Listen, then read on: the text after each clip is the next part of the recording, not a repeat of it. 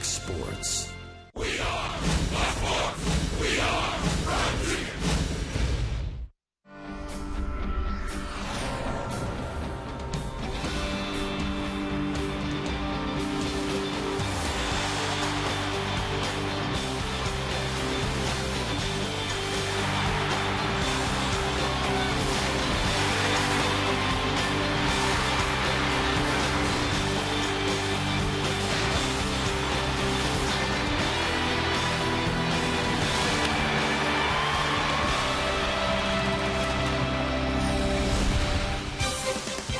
It's time for Dodger Baseball.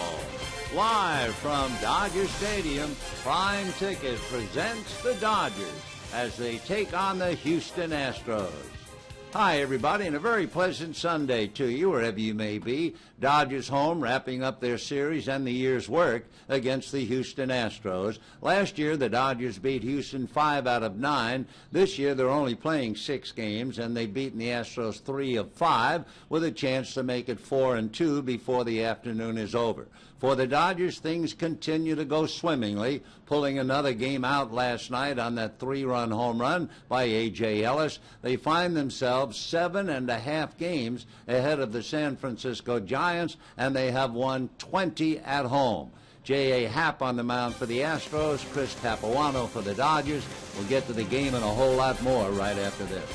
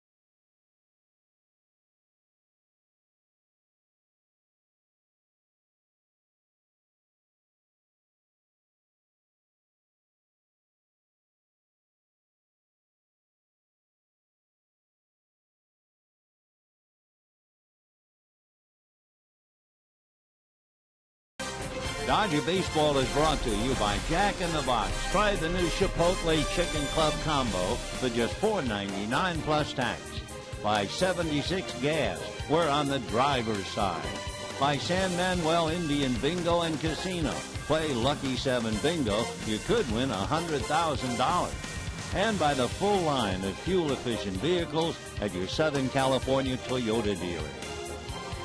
Hey, welcome back, and we are moments away from Dodger baseball here on Prime Ticket. For now, here's the Dodgers that go for the rubber match victory over the Houston Astros. Look at the NL West standings. Dodgers a 7.5-game lead over the Giants. It's their biggest lead since they had an 8-game lead July 31st of 2009. I'm Patrick O'Neill with my partner here, Steve Lyons. And, listen, you get all these injuries, Steve, but none bigger than losing your MVP candidate in Matt Kemp, and they really have risen to the occasion. Yeah, you just don't do this. You don't lose your best players and then stretch out your lead in your division. You usually find teams that lose guys like Rivera and Kemp and Ellis at the bottom of their division. But look at the record since they lost their MVP, Matt Kemp, 8-4, 4 games over 500. Look at the runs per game. It's a real testament to this organization and how deep they are. Now, they don't want to go too much deeper because anybody that's in the minor league level that could play here is here. Yeah. So we need to get healthy. We need to keep playing good baseball with the guys that are here, but you need your star players back to keep the mo. 292 average, incredible. And you have Matt Kemp at Albuquerque today, due back on Tuesday. When we come back, Chris Capuano on the hill for the Dodgers. Careful, ball might fly out of here today. Day game. All right, we'll see. Hey, see you after the game.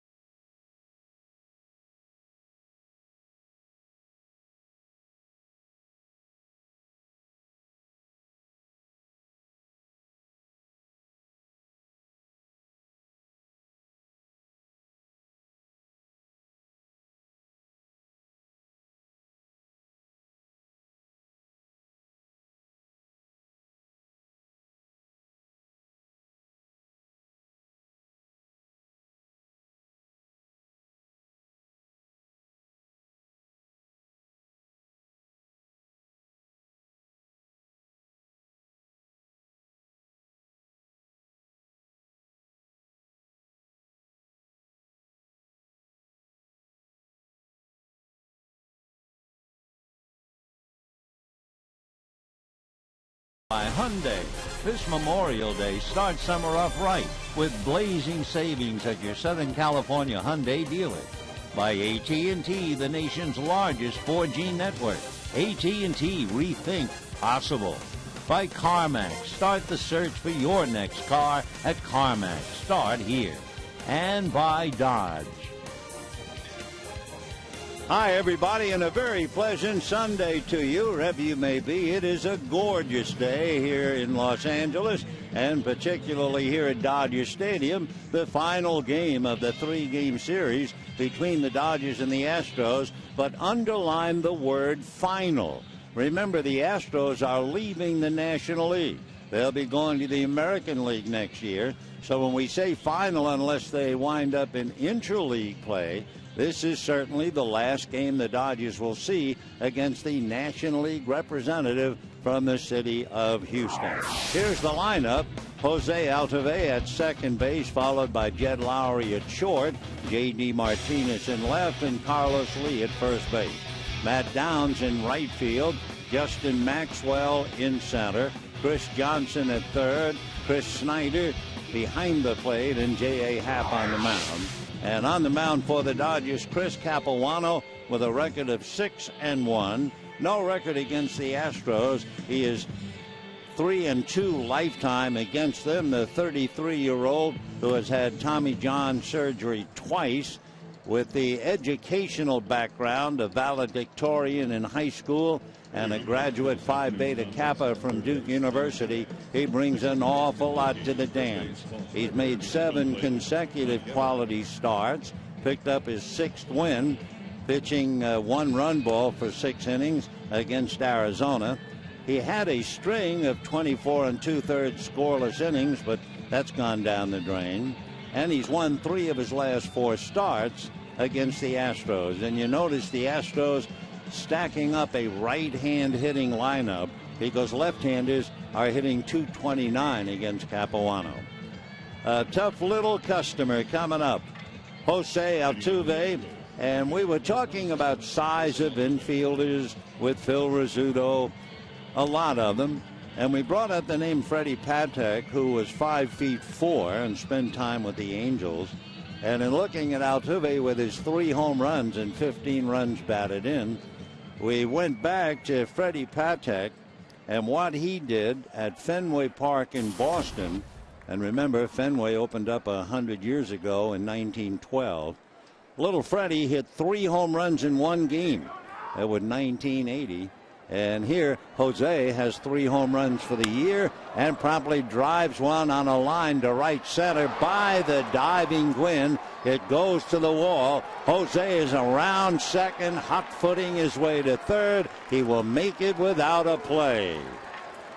So Jose Altuve opens up the game with a triple.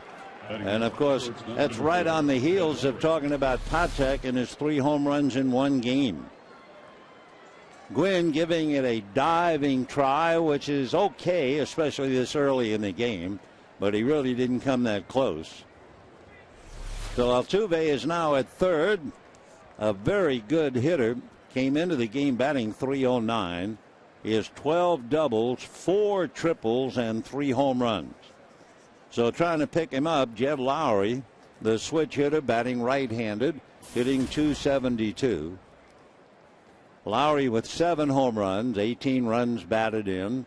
Capuano deals, breaking ball low, ball 1. We just mentioned the fact that Patek hit the 3 home runs at Fenway Park, and of course Jed Lowry is from the Red Sox organization. Altuve coming down the line from third, and we are just starting. Beautiful day, temperature 70 degrees. The next pitch high and away, ball 2, 2-0. So Capuano following in the footsteps of Kershaw, who struggled a little bit, allowing 3 runs, but he made 110 pitches. Billingsley in 5 innings last night, 99 pitches, and we'll see how Capuano fares today. The 2-0 pitch on the way to Jed Lowry. Cap ready, delivers high, ball 3, 3-0. You have to remember the Astros have only won 6 games on the road this year. 6. Of course, San Diego has only won 5 games on the road this year. But to point it up, the Astros have not won a series on the road this year. The 3-0 pitch, and that's in there. And this, of course, the rubber game, each having won 1. They also have counted Brad Mills' frustrations in 8 rubber games. They're 1-7. So here's the 3-1 pitch coming up to Jed Lowry. Capuano at the belt. Left-hander ready and delivers. Fastball swung on and missed. 3-2 the count. Another problem for the Astros would be the schedule. They will leave here after Sunday's game and go to Colorado. And would you believe they have scheduled for tomorrow a day game and a night game? 2 separate admissions, 2 different crowds tomorrow. That makes it a memorable memorial. Ground ball to the left of Gordon. He dives, comes up with it, throws, got him on a bang play. Altuve comes in with the run, and the Astros lead 1-0. The Astros are making it a habit. They scored a run in the first inning of Game 1. They scored a run in the first inning last night, and they score a run in the first inning today. So close play, but Lowry is nipped. Marvelous play by Gordon. Altuve brings in the run, and the Astros leading 1-0. The batter now, J.D. Martinez, who among other things in the first two games impressed with his bat with the game-winning home run against Kershaw. He hits one foul off to the right out of play. And then J.D. last night, according to the Houston papers, made the catch of his life on a ball hit by A.J. Ellis in the fourth inning, crashing into the wall, hurting his right shoulder. It wasn't enough to take him out of the game, and he's back in the lineup today. J.D. takes inside, 1 ball, 1 strike. A.J. Ellis, last night's hero, sitting in the dugout with Clayton Kershaw. A well-deserved day off. 1 ball and 1 strike to count. Here comes Capuano back, a changeup, and Martinez way out in front of it. 1-2 the count. Chris Capuano had Tommy John surgery in 2002 and again in 2008. Despite all of his problems, he was an all-star in 2006. The next pitch is just inside, and we have a 2-ball, 2-strike count. Capuano, as we mentioned, graduated from Duke, Phi Beta Kappa. His wife, Sarah, has deferred acceptance into Duke's doctorate plan. Fly ball to left field, going back for a moment is Sands, and comes up and makes the catch, and we have 2 down. So Capuano and his wife, Sarah, she's on her way to a doctorate of physical therapy while Chris continues to pitch. A very bright young couple indeed. So Capuano working now on Lee, the most dangerous and experienced hitter in the Astro lineup. Carlos takes a pitch in for a strike. Lee against Capuano has 3 hits, batting just .214. So dangerous because he is forever making contact. The strike 1 pitch, and Lee takes a strike, and he's in a hole 0-2. Always interesting when you get 2 strikes on Lee, because he has only struck out 9 times all year. Carlos back up to the plate, 4 home runs, 22 runs batted in. Capuano ready, and the strike 2 pitch is slapped over the head to first baseman Van Slyke, slicing into the crowd, and the count stays 0-2.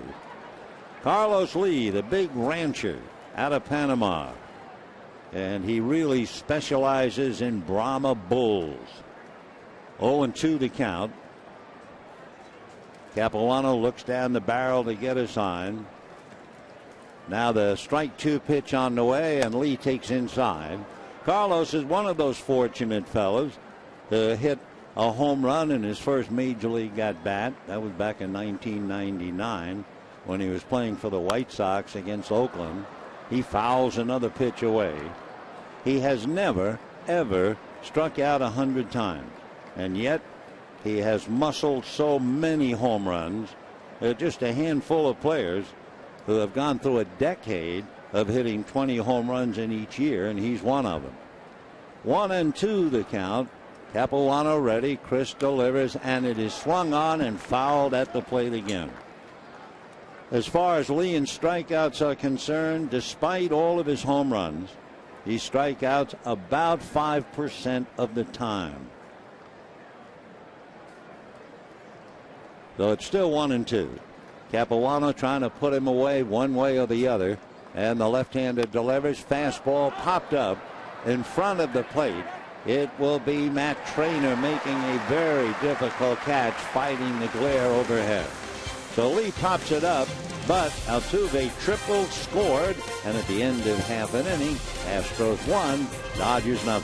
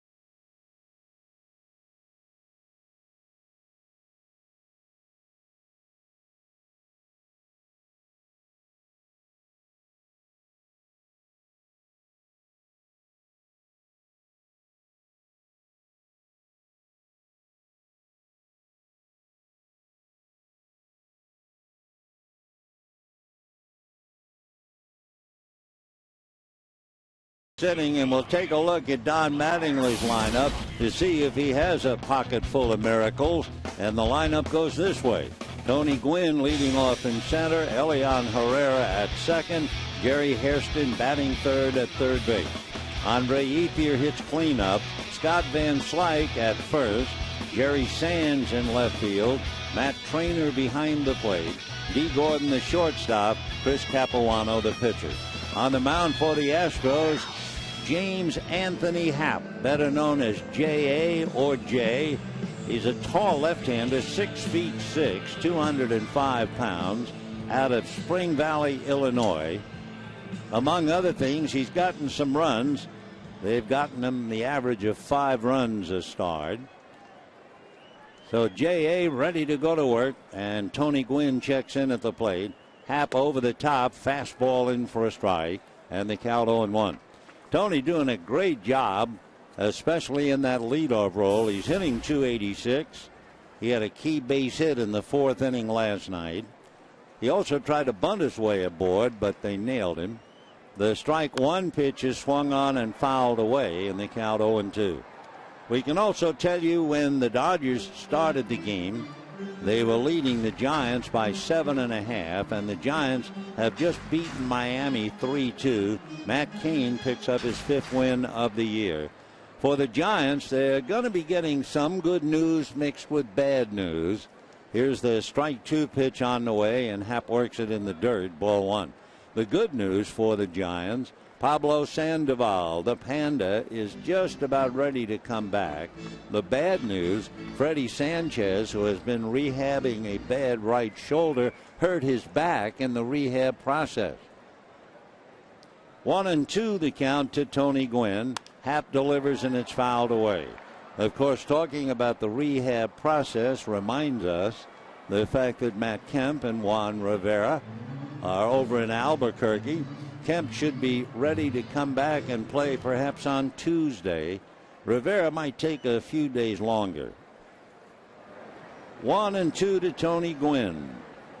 Elian Herrera on deck. The next pitch to Tony, swung on, grounded to the right side. Easy play by Altuve, and just like that, we have one away. There is always a cautionary tale, especially when you have a ball club doing everything right. You know, the Dodgers have won 31 games, and at home, rather remarkable record of 20-4. But when you talk to veteran players, they are not just talking when they say, yeah, 46 games is very nice, but this is a long race, 162. And one of the things that they always point out, and it can just go back to last year, of course, to show you what happens to clubs getting out of the gate in a hurry. The Pittsburgh Pirates last year were in first place on the 25th of July. They wound up 18 games under 500 and 24 games out of first place. Herrera takes high. Who was talking about that? Well, you're looking at him down on the field. Catcher Chris Snyder of the Astros, who was with the Pirates last year. Elian Herrera had a big night at the plate last night. He takes ball 2, 2-1. And if you look in the box score, you say, well, he walked twice and he had a single. He went 1 for 3. More importantly, shows you how impressed he was, let's say, with Bobby Abreu. He saw 30 pitches in his 5 at-bats last night. He swings, staggers across the plate, and the count goes 2-2. That's one thing that Don Mattingly was talking about, and Bobby Abreu seems to have established the note or the tone for especially some of the younger hitters. They see Abreu up there taking pitches, getting deep in the count. Herrera takes off the plate, so he's 3-2 with J.A. Happ, and you have Jerry Hairston on deck. Happ works quickly. He's on the rubber, ready to pitch. J.A. into the windup, and the 3-2 pitch, and that's going to be a flare into right field, and it's going to drop, and it'll be a base hit for Herrera as he pops one in front of Matt Downs in right field. So Herrera gets a base hit to right, a modest thing, but he will certainly not turn it back. And with one out, Jerry Hairston coming up. Jerry Hairston hitting .328 with a home run and 5 runs batted in. Dodgers certainly delighted to get him back. So the right-hand hitter taking a few swings before getting back in. Don Mattingly said Hairston, he's the best number 3 hitter for the spot today. He's got decent numbers against Happ. And the pitch to Jerry in for a strike, and the count 0-1. The decent numbers for Hairston, he is 4 for 12 with a home run against Happ. So I would say decent.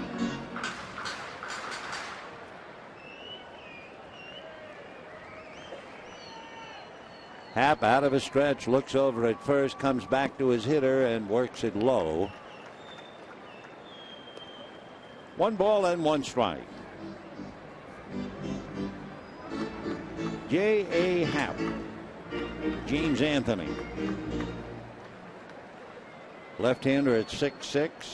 Went to Northwestern University. Here's the 1-1 pitch on the way, and the fastball is low. Ball 2.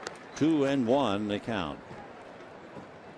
So Herrera went all the way 3-2 and then got the fly ball single to right. Hairston now comes right back, and the count 2-1. Herrera held on at first by Carlos Lee. Hairston waiting. Happ from a stretch. And goes to first. Self-preservation.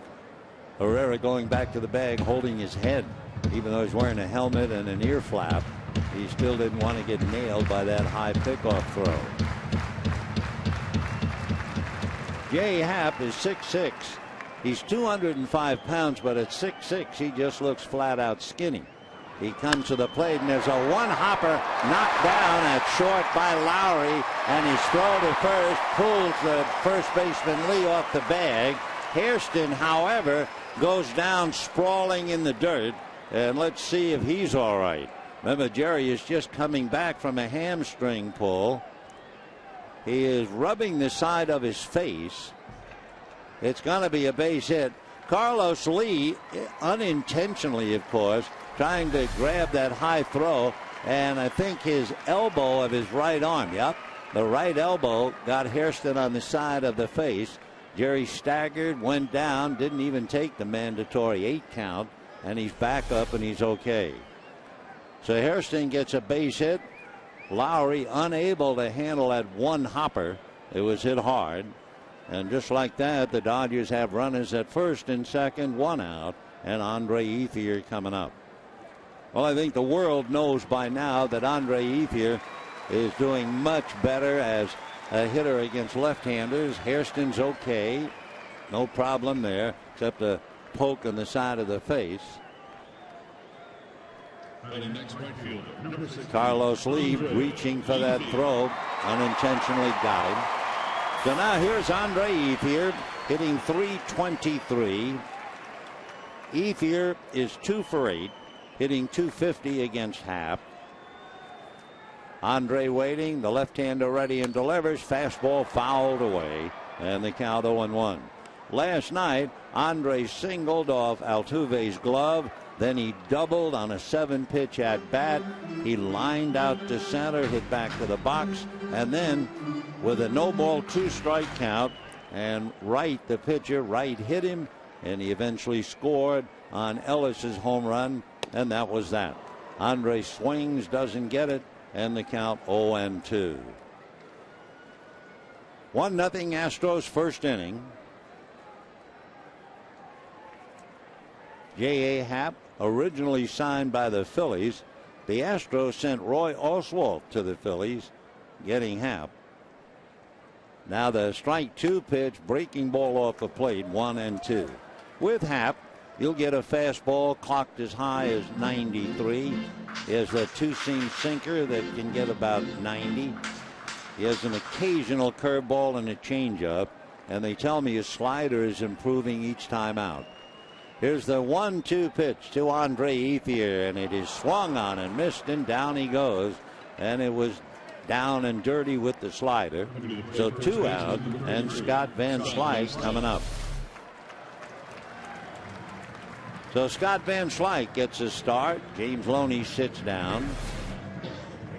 Scotty hitting 158 with a home run, but it was a most dramatic one. Hitting a 3-0 pitch for a pinch hit home run to beat the Cardinals. He has a half a dozen runs batted in. So Van Slyke, big right-hand batter, checks in. He's 6'5", 220. Happ trying to get out of the first inning, and the left-hander's first pitch high and away, ball 1, 1-0. Van Slyke out of St. Louis, Missouri. He was drafted in the 14th round by the Dodgers out of high school. Turned down a scholarship to the University of Mississippi to go pro. The 1-0 pitch taken for a strike. Last time a Dodger in his major league debut at bat got a pinch hit RBI before Van Slyke, who broke his bat, singled up the middle to get it. You have to go back to 1961 and an outfielder named Carl Warwick. 1-1 pitch on the way. Fastball at the knees, outside corner. 1-2 the count. They say that Happ at 6'6" and 200 pounds is all elbows and kneecaps. Kind of hard to pick up the ball.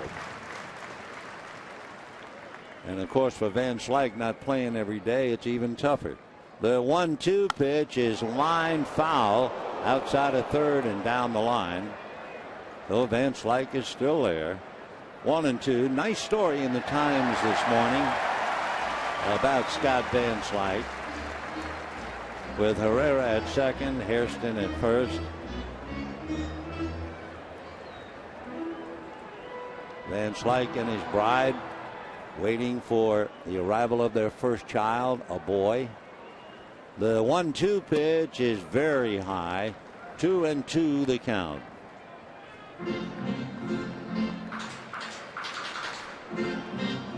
Remember Franklin Stubbs, the big left-hand hitting first baseman the Dodgers had?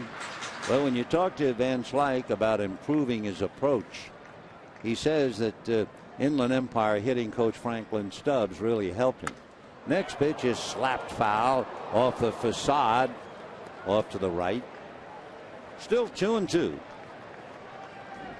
So the deuces are up there. 2 balls, 2 strikes, 2 out, and 2 on, with the Astros leading 1-0 in the first inning.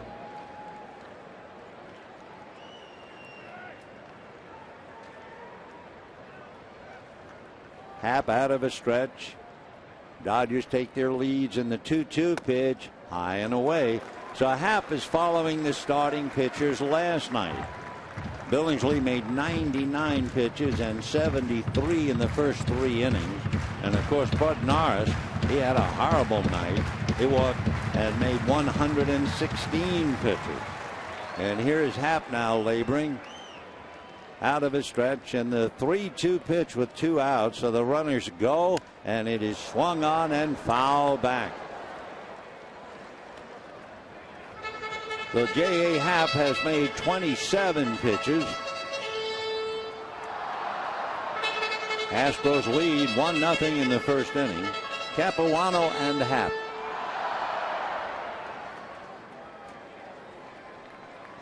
Capuano in his first inning made 19 pitches.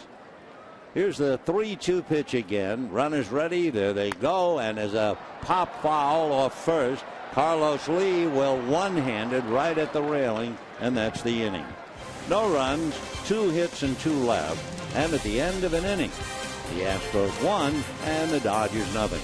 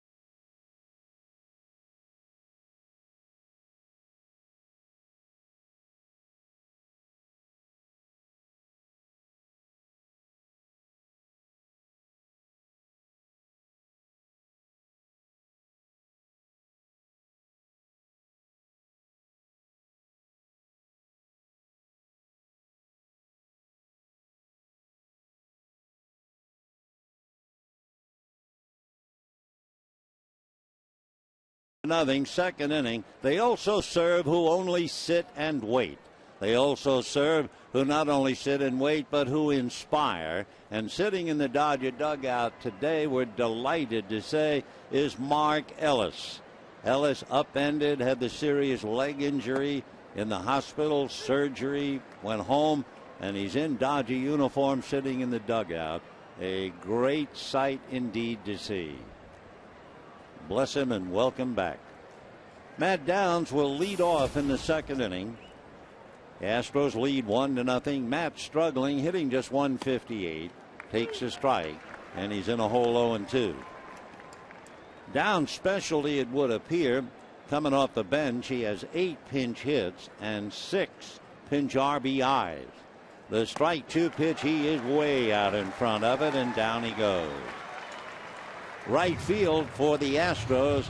Well, they had Brian Bogusevic in game 1. Downs started. Neither one has done very much, although Bogusevic last night had 2 hits and a walk. For the Astros, their big struggle, they are not a good offensive club. They're really struggling. So 1 away, second inning. Here is Maxwell, Justin, right-hand batter. And the pitch off the plate, ball 1. 1-0 to Justin Maxwell. Maxwell had Tommy John surgery 2 years ago. Even though he's an outfielder, he hits one high to center. Gwynn started back and then comes up. Of course, Tony Gwynn would not be the last guy to be looking into that wedding cake behind home plate on a bright, shiny day. And they rely on the shadows between the layers, somewhat like an Oreo cookie. And you look in there, it's the cookie in reverse. Instead of black with the white filling, you look in from center field and it's white with the black filling.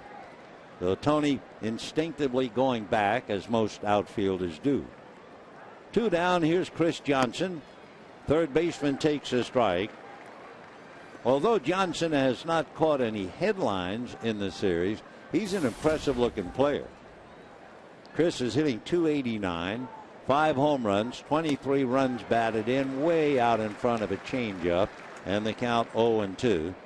Johnson had a double in the first game. He had a single and 2 walks last night. And he has a great arm. The strike 2 pitch on the way is low, ball 1. Chris Johnson, the son of a former big league player. That would be Ron Johnson.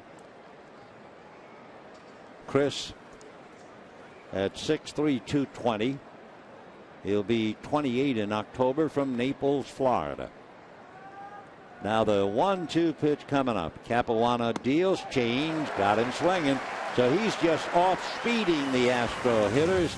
And the changeup does its work to Downs and to Johnson at the end of an inning and a half. 1-0 Houston.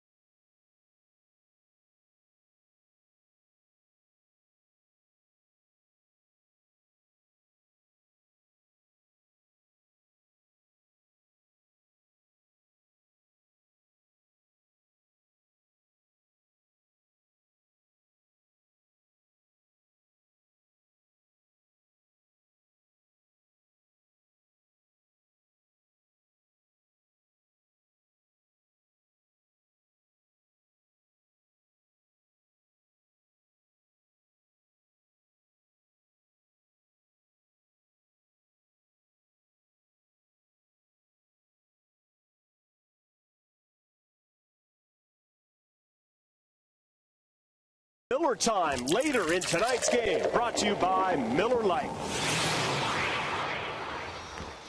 1-0 in favor of the Astros. J.A. Happ against Chris Capuano.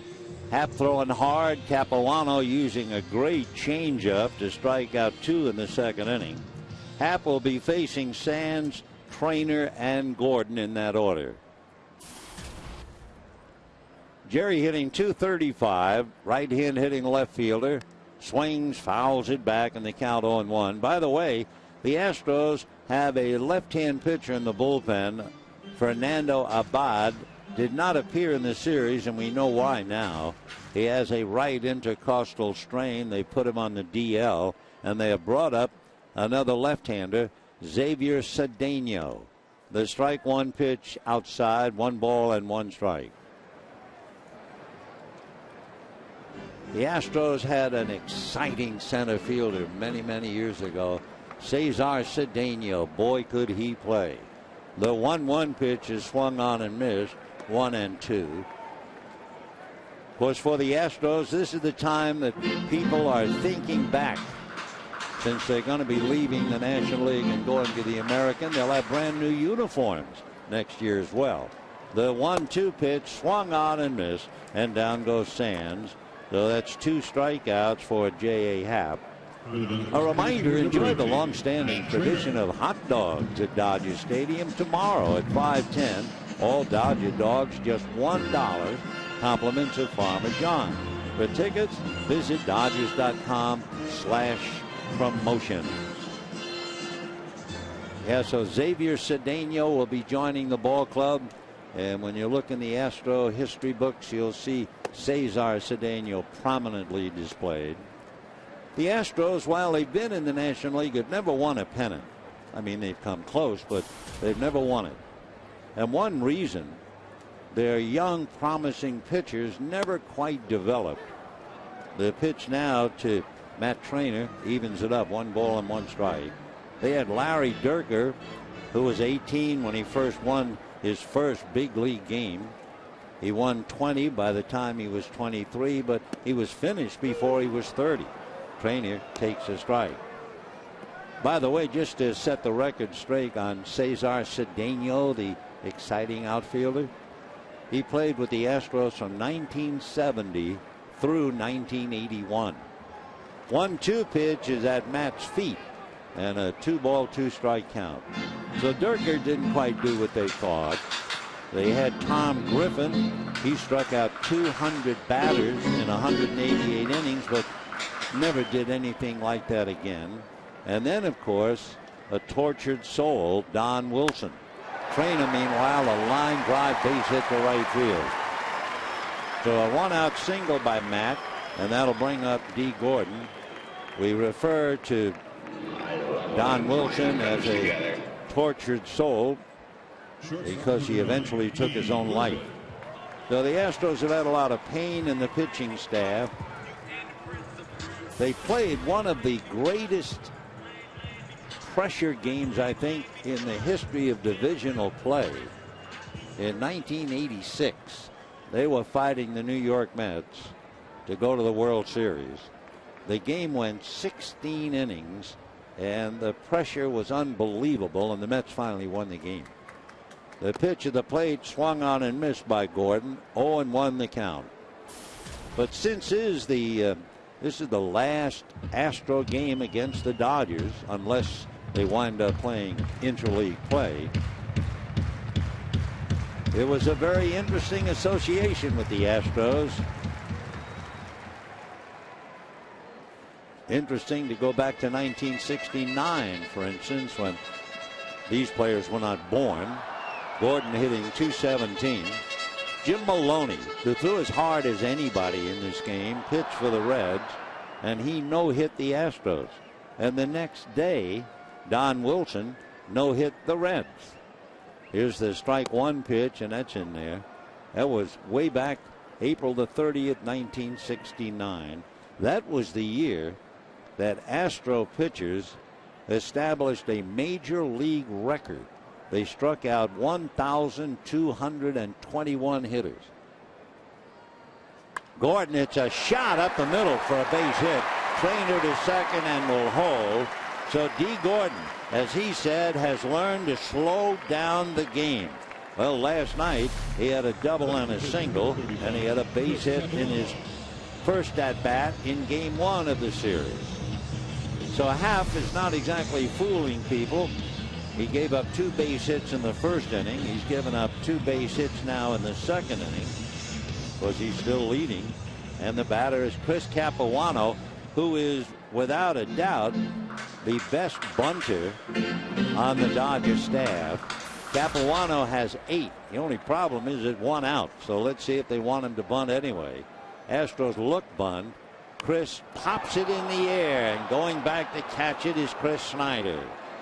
So it is the rare time that Chris Capuano can't get the bunt down. Popped it up.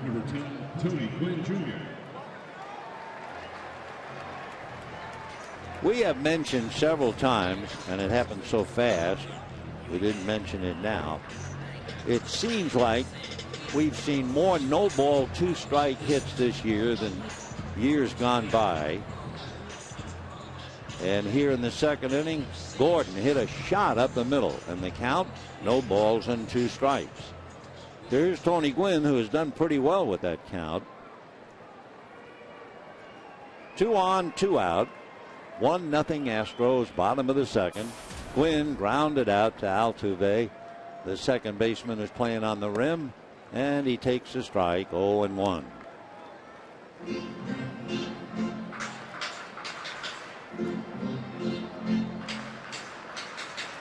Trainer at second, Gordon at first with 2 out.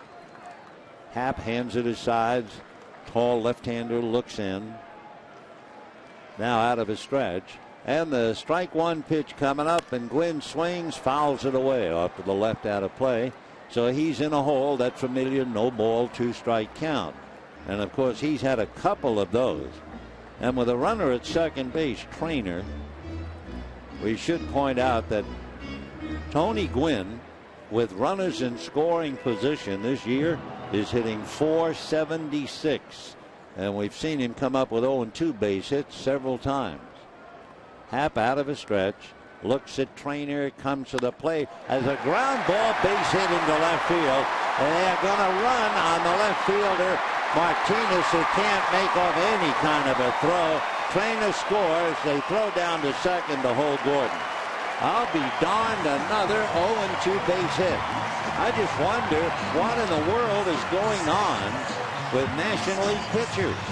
For Martinez, he threw that ball to the plate like a guy who had crashed into the wall last night, and that's exactly what kind of a throw he made. It never got there. He's got bad shoulders, but he's playing. So an 0-2 base hit by Gordon, an 0-2 base hit by Gwynn, and the game is tied 1-1. Funny, talking about 0-2 hits, we were visiting with Joe Torre before the game, talking about managers who fined pitchers heavily quite many years ago. You dare to give up an 0-2 hit, they hit you in the wallet. So here now, Elian Herrera, runners at first and second, and of course Gwynn now has become an awesome hitter with runners in scoring position. He was hitting .476, and now he gets a base hit to drive in a run to boot. 1-1 in the second inning. Herrera single to right field on a 3-2 pitch in the first inning, and he had 30 pitches last night. He has a look, and the pitch is low. After 10 years in the minors, Elian Herrera shows a lot of discipline up there at home plate. Talking about the Astros and the fact that they are not a power hitting team. They have only 8 home runs on the road all year. Pickoff play, but no throw, just enough to make Gordon dive back to the bag. In 1979, the Houston Astros entire team hit a total of 49 home runs, and their number 1 home run hitter was a left-hand hitting outfielder named Jose Cruz. double sweel. The pitch to the plate, not in time. And the Dodgers pull it off with Gordon and Gwynn pulling the tablecloth right out from under J.A. Happ. So the double steal puts 2 runners in scoring position. So Don Mattingly, with that pocket full of miracles, just keeps pulling them out. Everything he seems to gamble with has worked, and it shows in the standings. Dodgers 7.5 in front of the Giants. Best record in baseball, 20-4 at home. So Herrera on a 2-0 pitch takes a strike, and the count 2-1.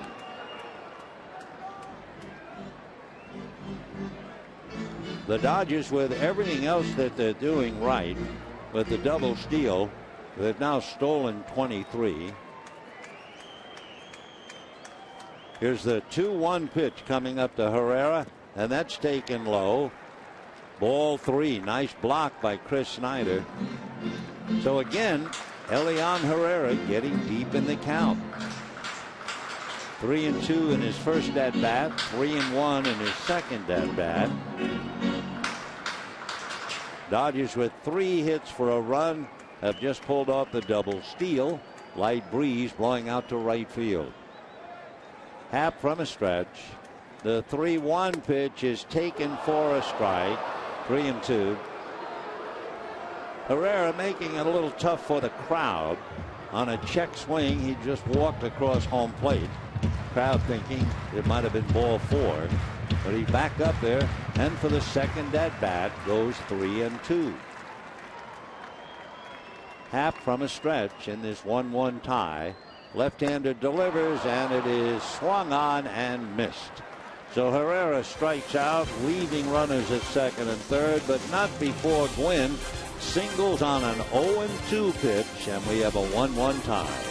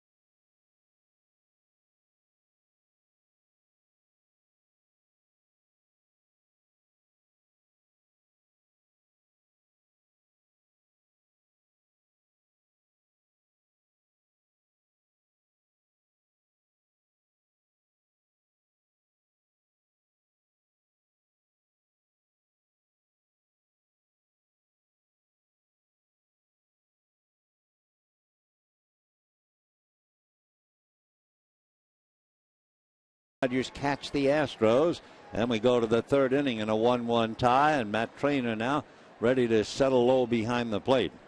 It'll be Chris Snyder, another catcher, followed by J.A. Happ, and then Jose Altuve. Snyder, the veteran, he is 31 years old. He is a Houston boy, born there, lives there, went to the University of Houston. Big right-hand batter, takes off the plate, ball 1. Never known for his hitting, always known for brilliant defensive play. He had a 240 game errorless streak at one time. Chris takes a strike, and the count 1-1. Snyder just hitting 172. He has 2 home runs and 8 runs batted in. Tomorrow, game 1 of the 4-game series with the Milwaukee Brewers at 5-10. Meanwhile, the 1-1 pitch low and inside, ball 2, 2-1. A little while ago, we were talking about Cesar Cedeno, a big star for about 12 years with the Astros. 2-1 pitch to Snyder is swung on and fouled away, and they count 2-2. There was another Cesar, Geronimo, who played for a couple of years, 1969, 1970, and 1971. And Cesar Geronimo had one of the great quotes in baseball history. Snyder waiting with Happ on deck. We'll tell you in a moment. Geronimo live in the past as the pitch to Snyder is high. Cesar Geronimo was the hitter who struck out when Nolan Ryan struck out his 3,000th batter. Here's the 3-2 pitch, very high, so Capuano walks a weak hitting catcher Snyder, and that'll bring up J.A. Happ. Not only did Geronimo become the 3,000th strikeout for Nolan Ryan, he was also the 3,000th strikeout against Bob Gibson.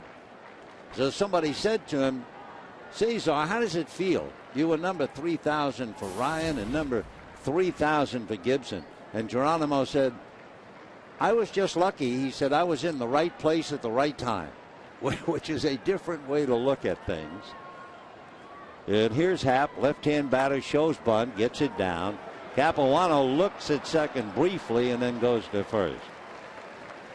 You would think that you would really have a chance to get Snyder, who certainly doesn't run that well, but Capuano took the out at first. Altuve triple coming up. D. Gordon coming in to talk to Capuano for the moment. 1 out, third inning, 1-1 tie.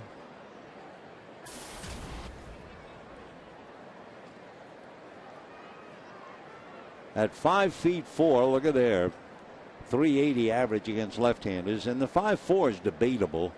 They have him listed at 5'6". Those with the Astros say he's closer to 5'4" or 5. But a wonderful player. And he promptly hits a two-hopper down to Gordon, who's up with it and makes the play.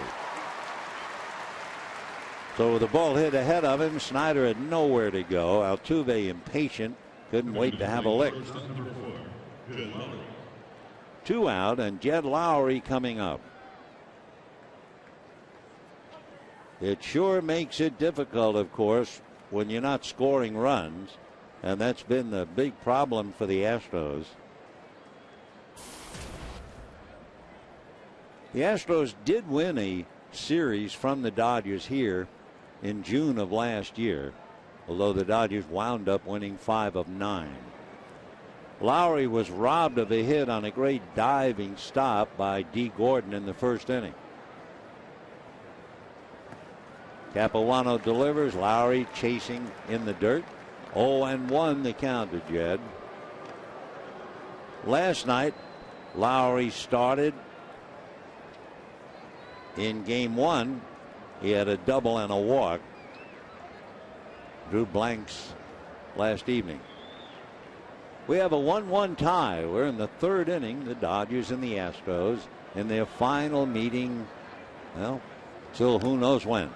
The next one is in the dirt, and Lowry still can't hold up. 0-2 the count. Capuano using the off-speed pitch very well. At second base, Chris Snyder trying to take as big a lead as possible. He would be a very tough man to score on a single. Strike 2 pitch coming up instead. Capuano up the rubber.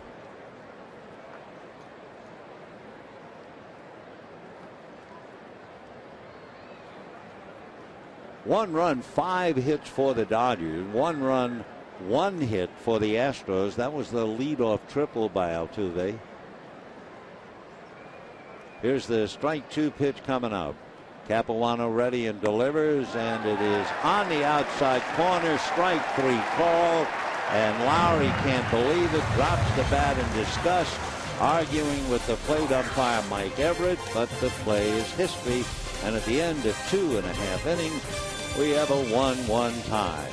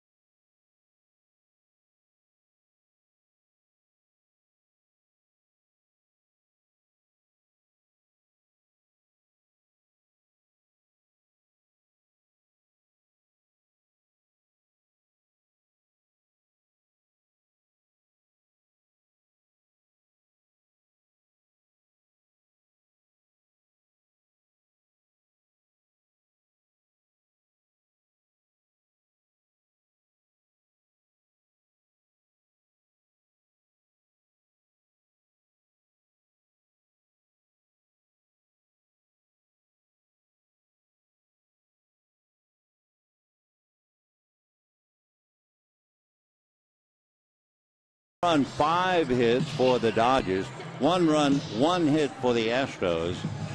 The Astros have not out-hit their opponent in 8 games, and yet, being out-hit in the 8th, their record is 5-3. The last time they out-hit their opponent was against Milwaukee, and they shut him out. So for Brad Mills, he's accustomed to tough going offensively. Dodgers now will have Hairston, Epier, and Van Slyke against Jay Happ. And the fastball a strike, 0-1 the count. Hairston singled to short, hit the ball hard, a one-hopper that just ate up Lowry, and then took an elbow in the face going to first base. Elbow from Lee. He slices one down the right field line. That will go in the corner. Hairston is running very well, but he'll slow up and go into second base with a leadoff double. One of the problems that J.A. Happ has number 16 would be the first 3 innings of a game. When you look back and see what he's done, he's had a lot of trouble in the first 3. His earned run average in the first 3 innings is over 5, and the opposition hitting .285 against him. Well, here he is in the first 2 innings plus, and he's given up a half a dozen hits but only 1 run. So Happ with a record of 4-3, working on Andre Epier, who struck out in the first inning. Happ out of a stretch, delivers, fastball in for a strike, and the count 0-1. Andre backs out, thinking it over, went after a slider to strike out in the first inning. Happ 6'6", about 200 pounds. Left-hander ready. Epier waiting, and the strike 1 pitch is swung on and missed, and the count 0-2. We told you in their last confrontation, Epier was 2 for 8, so he's now 2 for 9 against J.A. Happ. James Anthony. No balls and 2 strikes. Happ comes back, and it's waved at and missed. Down and away. Not much of a swing, so Andre badly fooled again. And he strikes out the second time against Happ. J.A., by the way, now has 4 strikeouts. So Ethier goes back empty-handed, and now Scott Van Slyke, who fouled out in the first inning to Carlos Lee, who made a nice play.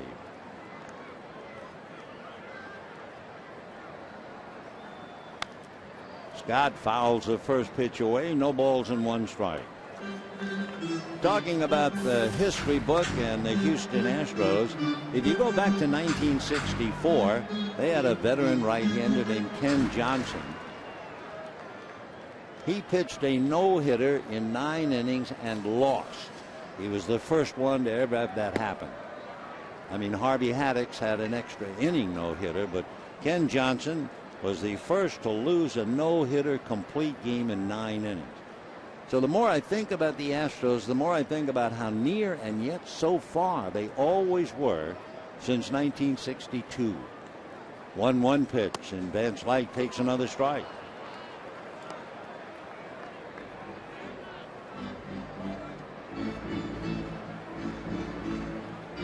J.A. Happ.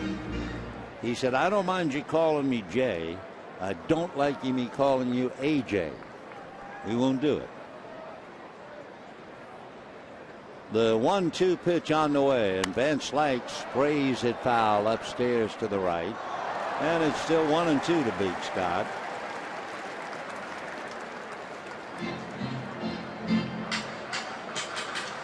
Talking about a no-hitter and the frustration of losing it. One of the great pitchers in Astro history was Mike Scott. In fact, I think, and this is a reach, but I think Mike Scott might have gone to Pepperdine. Maybe. Anyway, Mike Scott no-hit the Giants at the end of September. Pitch is in the dirt. They're going to check, and a swing is called by first base umpire Paul Schreiber. So Scott Van Slyke is out on strikes. Strikeout number 5 for J.A. Happ. Number 30, Jerry Sands. Big step and slide, trying to hold up, can't do it. I remember when we were trying to play in Sandlot, they would always talk about the swing. You had to break your wrist. That's not so. The umpires say it's intent. Boy, that's tough. All of a sudden, you have to be a psychologist and a mind reader, because hitters don't break their wrists. They hold up, and yet they're called out on strikes. So here's Sands, and he hits one foul out of play. So the one last note about Mike Scott, it was September the 25th, 1986, and Mike Scott pitched the only no-hitter to either clinch a pennant or a division. The only one.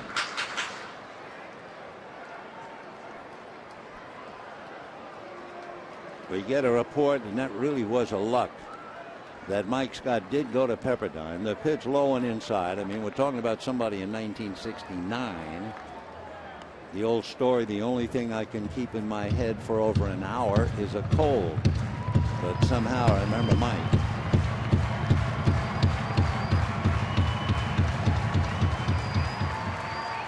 One ball and 1 strike. Sands struck out in the second inning. Out of his stretch goes the left-hander. Happ delivers, and that's foul back. 1-2 to count to Jerry. Just to finish it up, Mike Scott pitched with the Astros from 1983 to 1991. He had a tremendous splitter, and there were times, and you can ask the Giants, when he was indeed unhittable.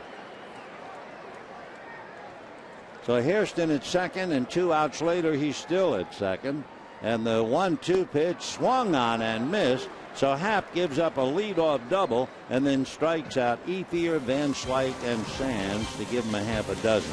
And at the end of 3, Dodgers 1, Astros 1.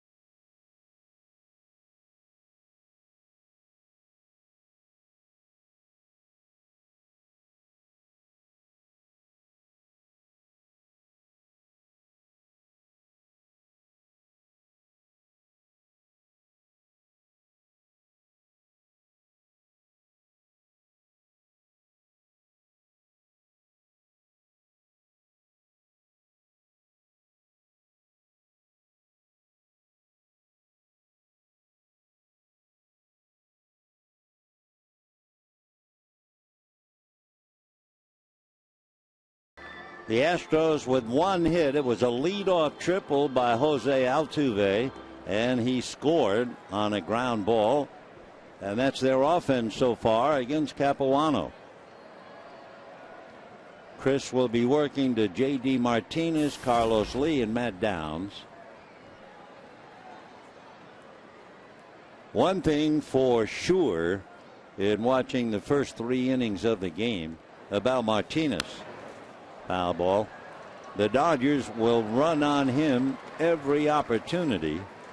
Remember last night he made that great catch, slammed into the left field wall, hurt his right shoulder, and he was asked to make a throw, and he just didn't have anything. 1 ball and 1 strike. We mentioned last night about the futility of the Astros. They were something like 2 for 21 in the series with runners in scoring position. There's that changeup, 1-2. Well, the Dodgers are not exactly dancing in the streets. The Dodgers are 1 for 8 with runners in scoring position, striking out 5 times in their 8 at-bats. Martinez just did get a little bit of that.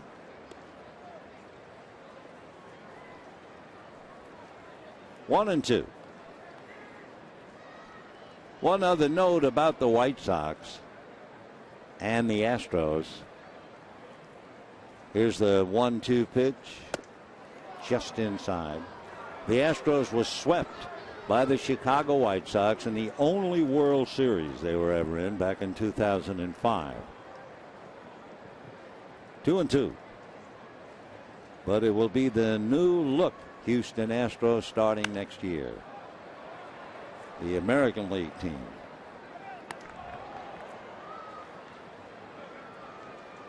The Astros will have a built-in rivalry, of course, with Dallas, with the Rangers. 2 balls, 2 strikes.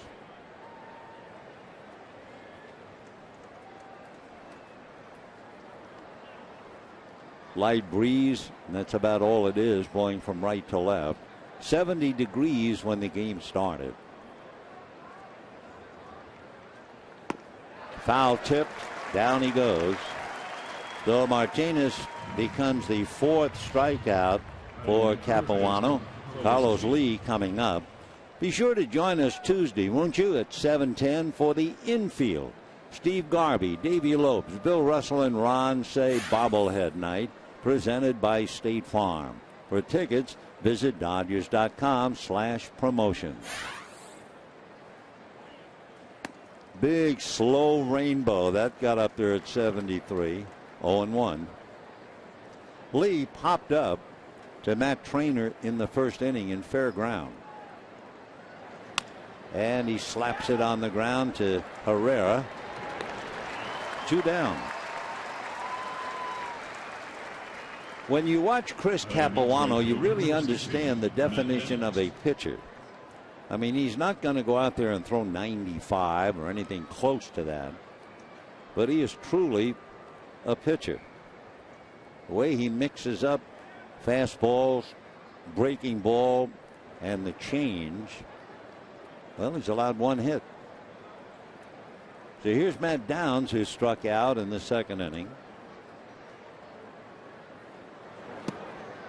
0-1, and again, they're swinging off the arm action, not the flight of the ball. Capuano looks like he's going to throw a fastball every time, and it doesn't come out that way. There's the fastball, and it hit 88.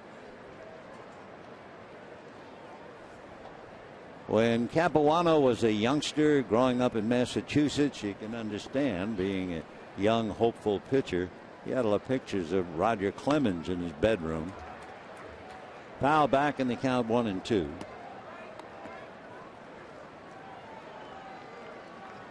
We mentioned earlier that he graduated Phi Beta Kappa from Duke. And he talked about the toughest course he had, where he had an Asian teacher who didn't speak English that well, and the subject was highly complicated. Got him.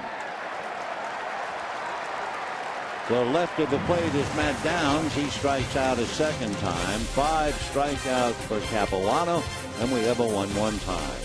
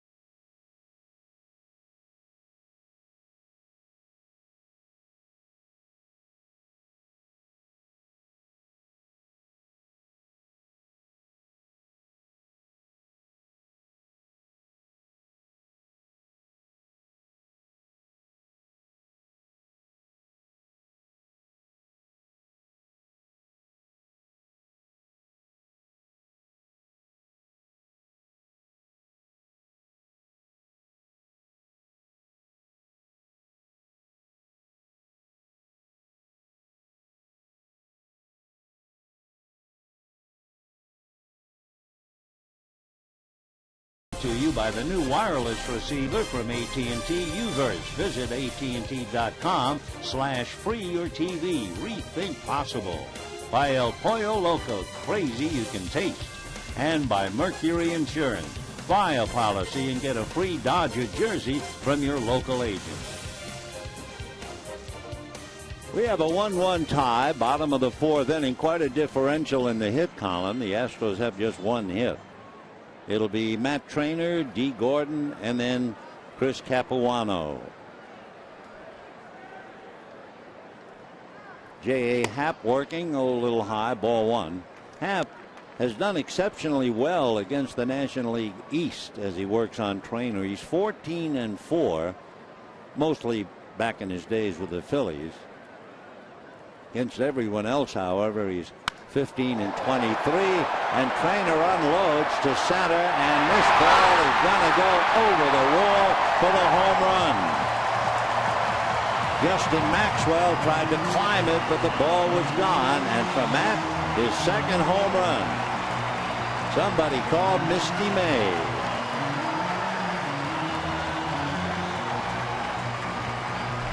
Take a look. Maxwell to the wall, leaps up. Watch the glove. It looked like the ball hit the tips of Maxwell's glove. Take another look. Right there. Yeah. You can't get your fingers all the way up into the fingers of the glove, so the glove can't give you support. It was that close. Matt will take it. And the Dodgers lead 2-1. Trainer's other home run this year was in Arizona.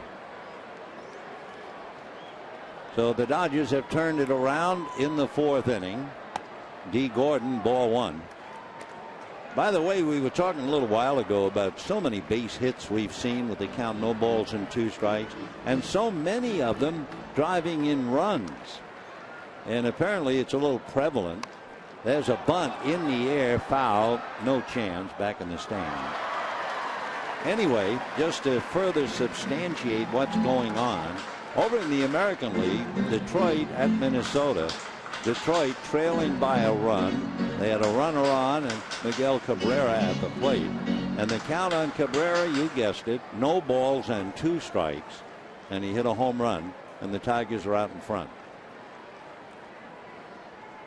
Now, if you go to Elias or Stats Inc., it might be that it's not true that there are so many more 0-2 hits, but it sure feels that way. And we've seen so many of them. Gordon 1 for 1. Guess what the count was when he singled? altogether class, 0-2. On deck, Capuano. 2-1 Dodgers. Bottom of the fourth. That's off the plate. For J.A. Happ, he would just as soon not pitch against the St. Louis Cardinals. His career against the Cardinals, 1-7. And he walks Gordon following the home run. And that'll bring up Capuano. We have a moment. Let's get you thinking about something besides 0-2 in the game. The Astros are playing their final season in the National League. Who is their all-time leader in pitching wins? Remember, the Astros began in 1962, 50 years ago. Well, we'll give you the answer in a little while.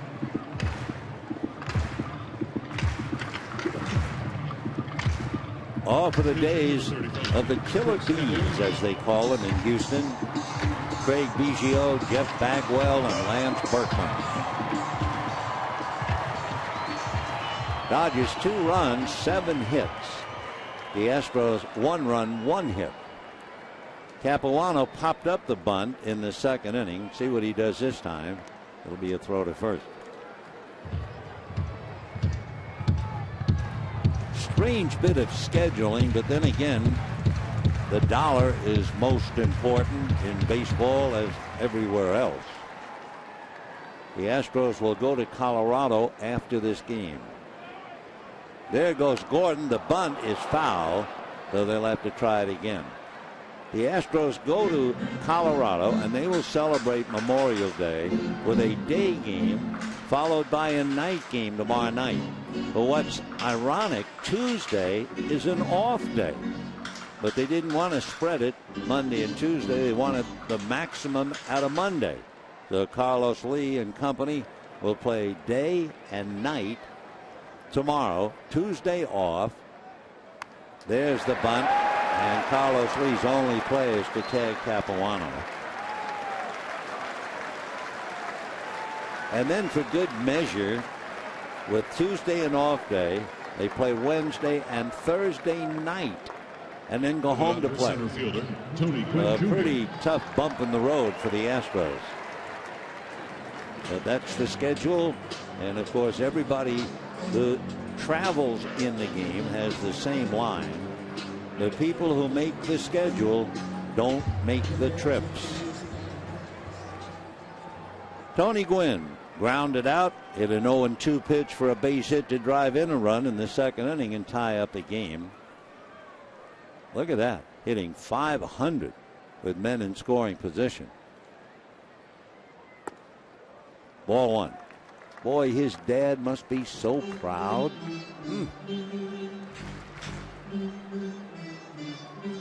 Dodgers 2, Astros 1, bottom of the fourth inning. Home run by Matt Trainer has broken the tie.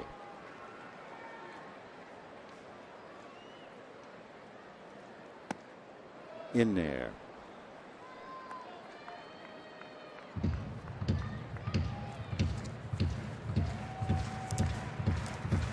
One ball and one strike. J.A. Happ struggling through the first 3 1/3 innings, which kind of follows his pattern of the year.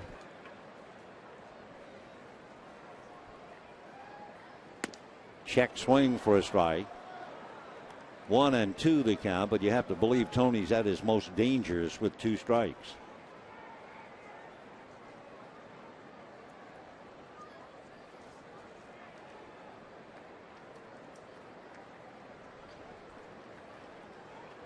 The shortstop Lowry really riding herd on D. Gordon.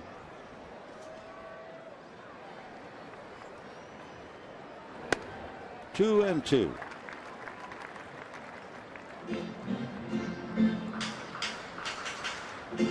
On deck, Elian Herrera. Home run, walk, sacrifice in the inning. Gwynn now trying to pick up Gordon. 2-2. 3-2. Happ has had a lot of full counts. He's only walked 1. but he's been on the edge all day.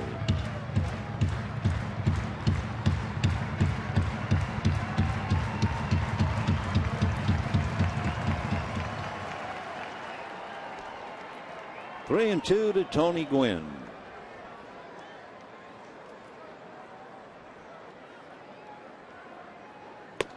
Fastball got him. He got a little tip of it, but that's all. So Gwynn strikes out. That would be the 7th strikeout for J.A. Happ. So the batter, Elian Herrera, who singled to right and struck out, each at bat, he has gone 3 and 2. So he's made Happ work. As we mentioned, he made Astro pitchers work last night. He averaged 6 pitches per at bat. Total of 30 in 5 trips. So Gordon's at second. Remember, he was the front man of a double steal with Gwynn in the 2nd inning. Foul ball, 0-1 the count.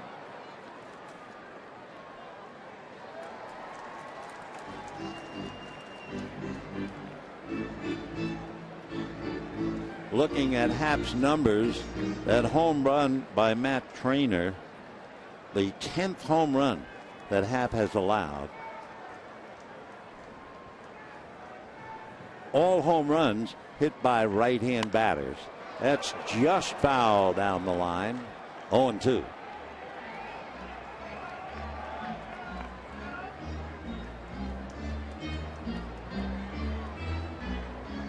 They keep track of 0-2 pitches with Happ. This, I believe, if I can add them up properly, this is the 65th time this year that Happ has had an 0-2 count on a hitter. Let's see what happens.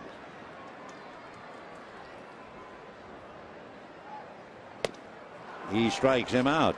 8 strikeouts for J.A. Happ. The Dodgers get a run on Matt Trainer's home run and leave Gordon. And the Dodgers lead 2-1.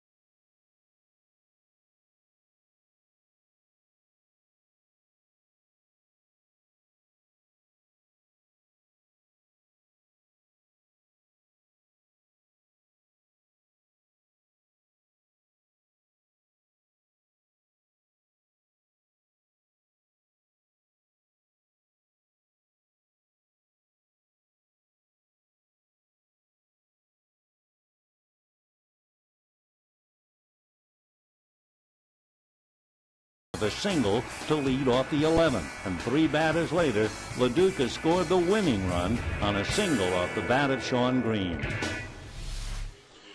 2-1 in favor of the Dodgers, top of the 5th inning. We talk about runners in scoring position, and we talk about those teams that do well under those circumstances and those who struggle. Both of these teams are struggling, and the Dodgers today are 1 for 10 with runners in scoring position, and 7 of the 10 outs strikeouts, including the last 6 at bats following Gordon's walk.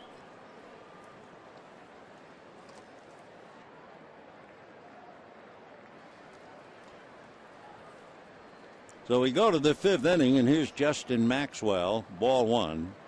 Maxwell flied to center in the 2nd inning.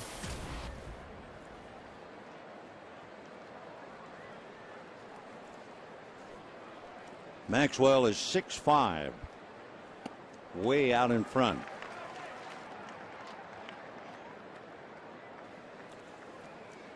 Justin Maxwell certainly had the thrill of a lifetime. His first major league hit was a pinch hit grand slam against the Marlins. He was originally signed by the Washington Nationals out of Maryland University. He lives in Bethesda. 2-2 the count. Maxwell major at the University of Maryland Animal Sciences, which is pre-veterinary. He had to be interested last night with Bark at the Park. Check swing, he's done. 6 strikeouts for Capuano and 14 strikeouts so far in the game. You know, Fox Sports proud to support Boys and Girls Club of America, a place where youth can reach their full potential as productive, caring, responsible citizens. So to learn more, please visit greatfutures.org/Fox Sports. Chris Johnson struck out in the second inning. Off speed for a strike. That thing got up there at 73. So they use an hourglass instead of the speed gun right now with Chris.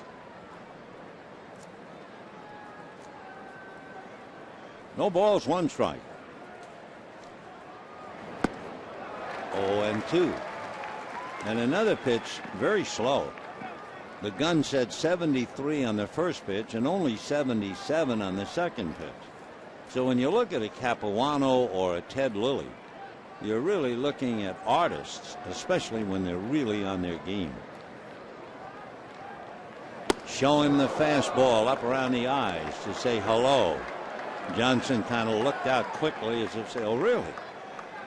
Look at that determination. And Capuano takes a little walk on the mound to the grass and then back up on top. Talk about waking up a hitter. That fastball sure did with Johnson. 1-2.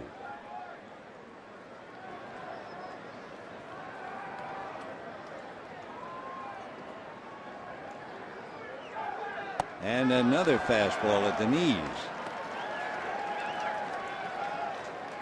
2-2 the count, and the battle here has certainly been engaged between Chris Capuano and Chris Johnson. And he drives one to right. Ethier right there. So Johnson, a fly ball to right field, kind of looks at Capuano after making a big slow turn at first base. Chris looks a little bit hot, and we're not talking about the weather.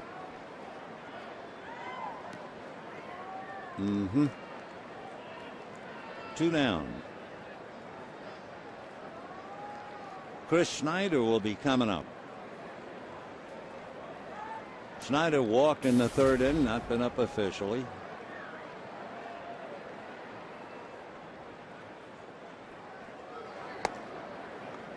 One ball and no strikes.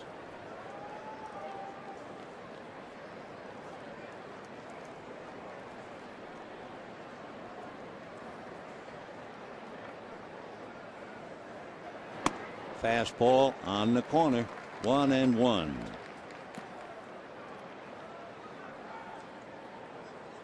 With 2 Tommy John surgeries, you can imagine the worries that Capuano had about coming back twice.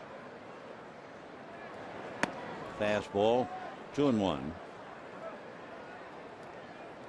Trying to increase his flexibility back in 2004. He began doing yoga. Very interesting fella. Because of Tomo Oka on his team, he started studying Japanese. Then later on, with an influx of Hispanic players, he began to learn Spanish.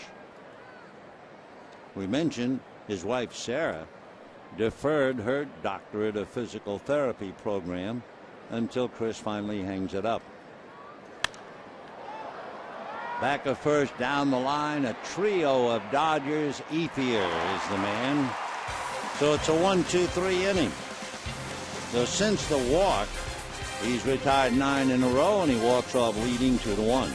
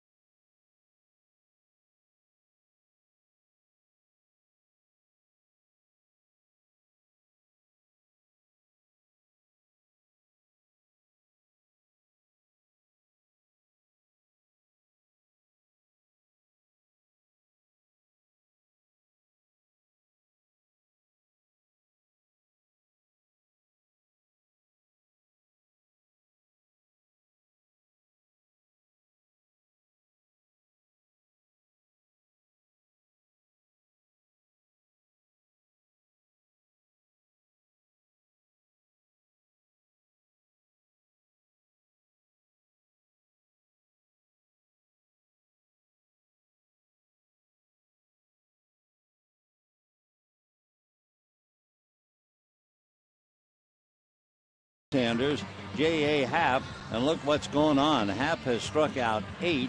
His career high is 10. He did that 3 years ago against Colorado. And for Chris Capuano, keeping pace with a half a dozen strikeouts. The big shock, the hits. Capuano has allowed 1 hit, and Happ has allowed 7 in the 2 runs. So we're looking at 2 left-handers who are in the strikeout mode. And Happ is getting ready to pitch to Hairston, Ethier, and Van Slyke. Jerry Hairston is hitting in the number 3 slot. This is the first time in his career he's hit 3rd in a major league lineup. He's 2 for 2 with a single and a double. And a bunt up along 3rd. Beauty. They might as well let it roll, and it's going to stay. Base hit. The Hairston is 3 for 3 with a perfectly executed bunt single. Not a chance to play it, so they let the ball roll, but it stayed fair. And Andre Ethier coming up. As successful as Hairston been with 2 singles and a double, Andre has to be a little hungry. He has struck out twice, 0 for 2.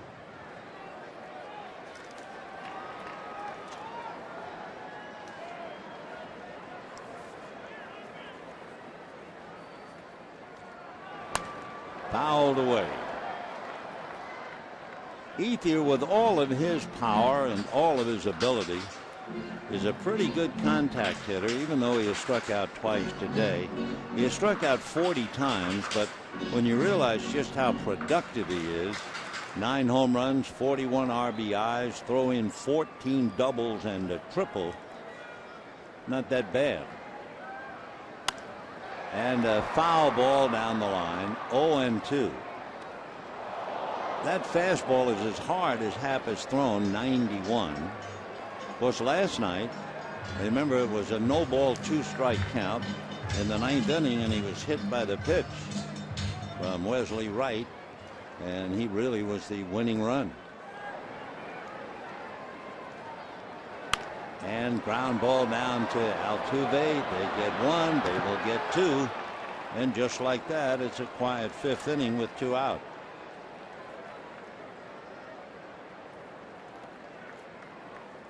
We told you earlier about Miguel Cabrera hitting a home run with a man aboard on a no-ball 2-strike count in the 9th inning. It held up. Detroit beat Minnesota because of it. Scott Van Slyke fouled out to Carlos Lee and struck out. Fastball missed. Happ's career high, 10 strikeouts in August against Colorado. He has 8 so far through 4 2/3 innings. That's in there. He's 90, 91. I think Capuano's highest would be 88.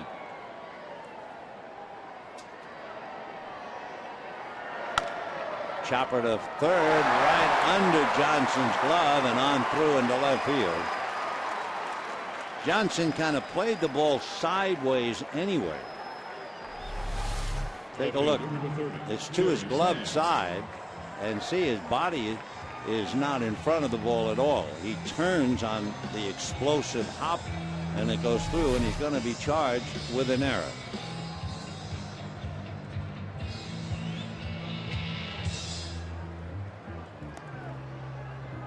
So the error by Chris Johnson with 2 out brings up Jerry Sands, who has struck out twice.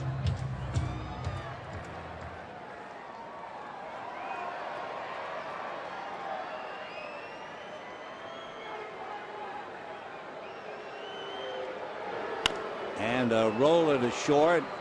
Lowry charges, picks, and gets him, and that's it. No runs, a hit, an error, a man left, and it's still 2-1 Dodgers.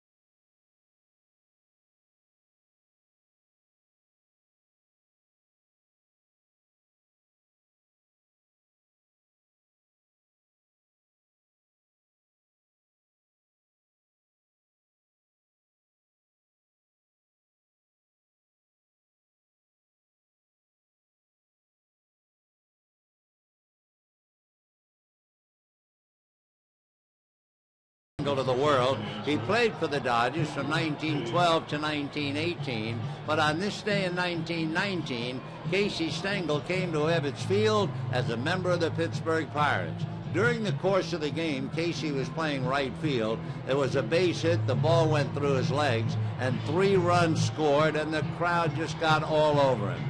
Well, the bullpen in right field was in the corner of Ebbets Field, and as Casey was coming in, he saw somebody in the bullpen. We'll tell you about that in a minute.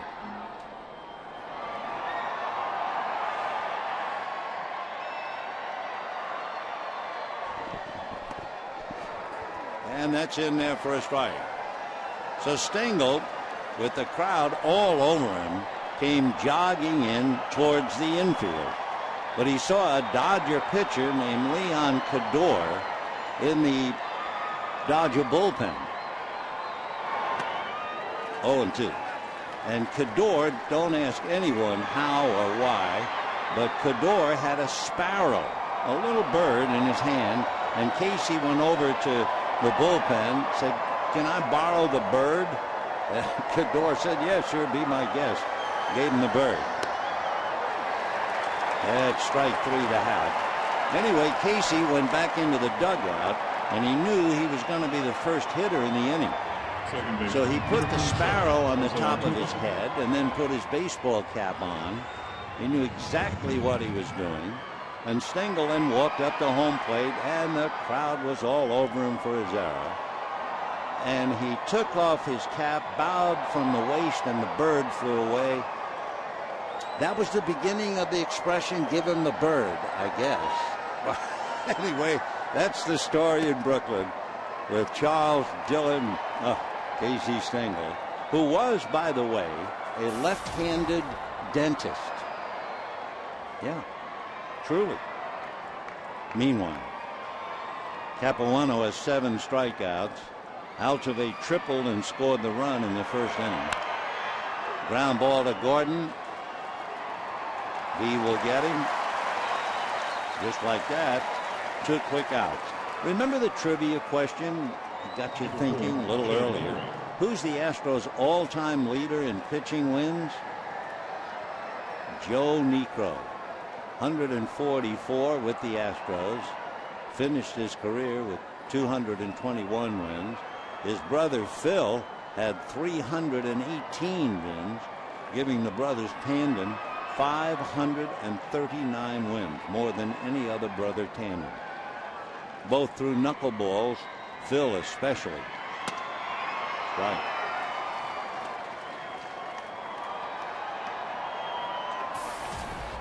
Lowry robbed of a hit by Gordon and struck out.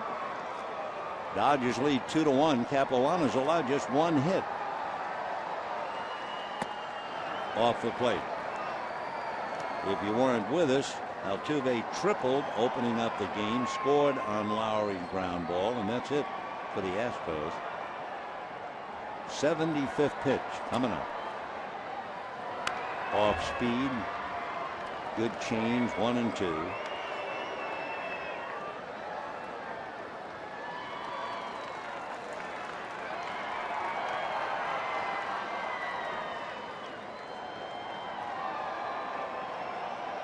We've told it throughout the series, but maybe you didn't hear about Lowry and Kershaw. They have one experience in common. They each went to Africa on their honeymoon. Lowry is very much into photography. I don't know if he talked to Clayton at all about it.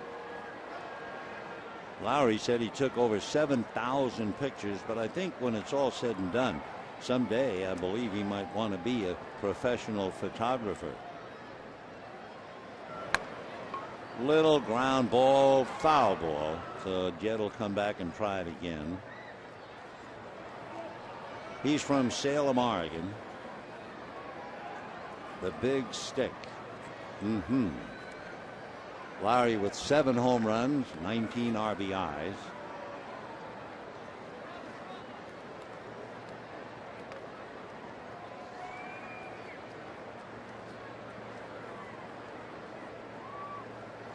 All right, Jed back up there. 2 out, 6th inning. Dodgers leading 2-1.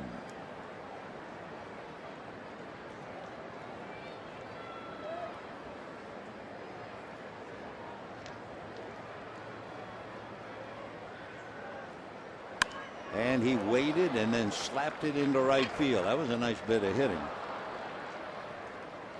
So a 2-out single to right will bring up next left fielder, J.D. Martinez. J.D. Martinez.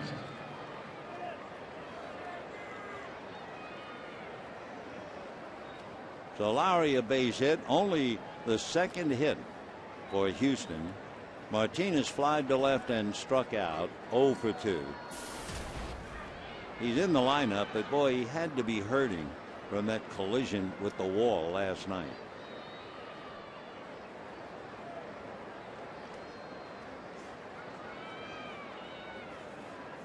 Lowry at first base, 2 for 2 in stolen bases.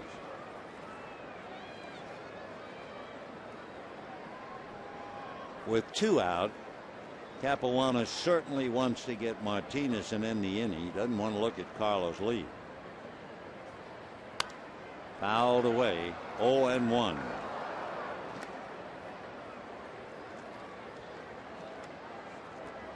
J.D. Martinez, Julio Daniel from Hollywood, Florida. 2 years ago, he was the Astros minor league player of the year.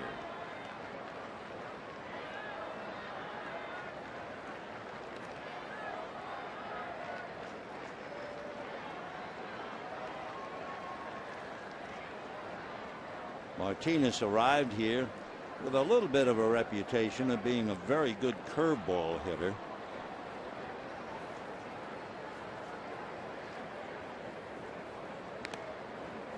Martinez in the first game reached on catcher's interference. You don't see that very often. Then the next time up, he hit a 2-run home run to defeat Clayton Kershaw.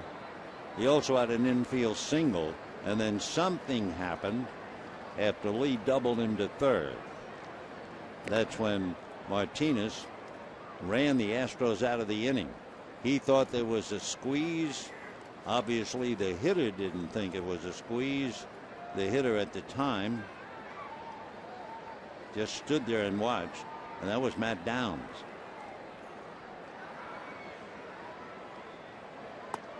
Off speed, and he missed with it. 1-1. The hardest that Capuano has thrown today were those 2 fastballs to Chris Johnson. 1-1.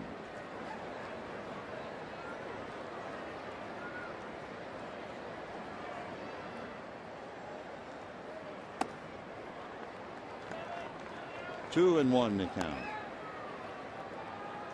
That fastball wasn't close to being a strike. Capuano has walked 1, and it was the 8th place hitter, Chris Snyder.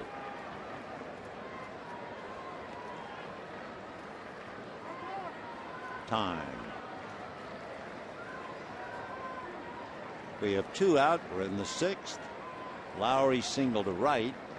Dodgers lead 2-1.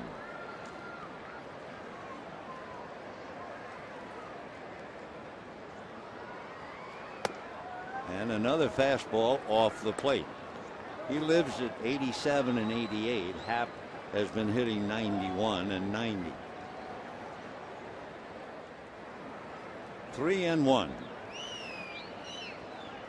Though he's thrown Martinez a lot of fastballs, and makes you think that story about Martinez being a pretty good curveball hitter is true. Another fastball, and that's going foul down the line. This time he was able to jam Martinez. JD couldn't extend the arms, so back to first goes Lowry. Martinez has 4 home runs and 27 runs batted in. Hitting in the 3rd slot ahead of Carlos Lee.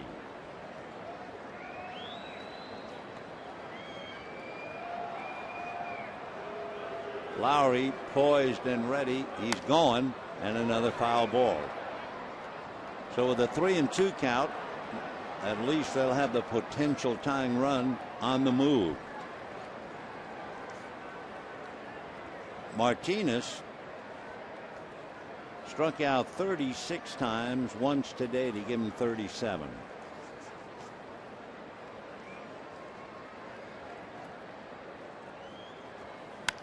And another foul ball, and another fastball in. 3-2. Although Martinez has 4 home runs and hit 1 in this series, in the minor leagues his high 15 home runs in the South Atlantic League, better known as the Sally League.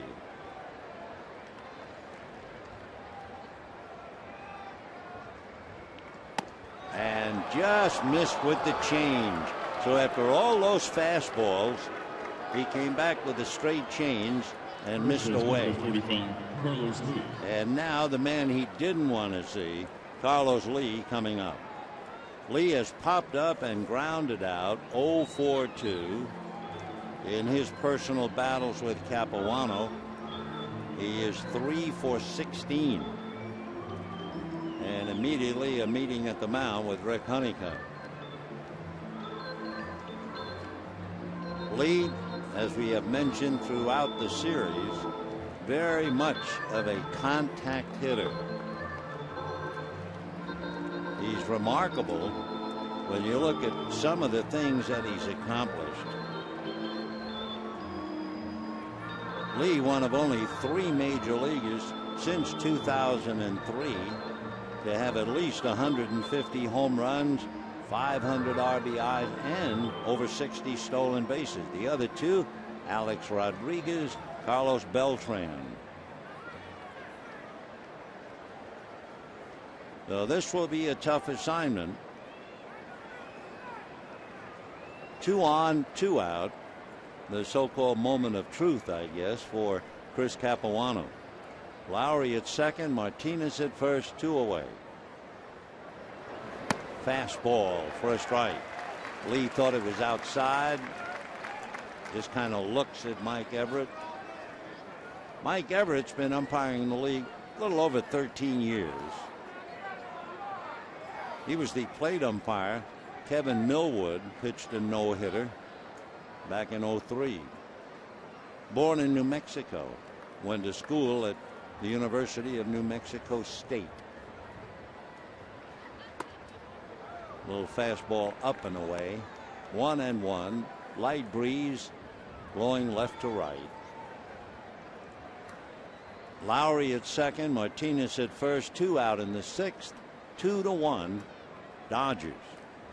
The difference, Matt Trainor's home run.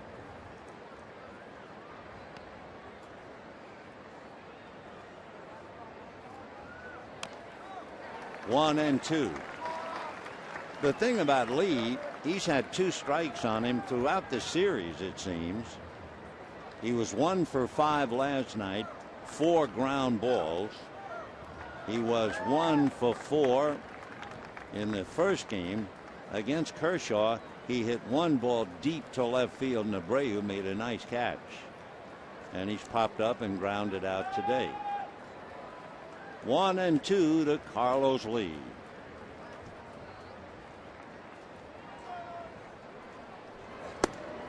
Fastball up around 88. Those are purpose pitches just to make the hitter wait. Make him think. 2 balls and 2 strikes.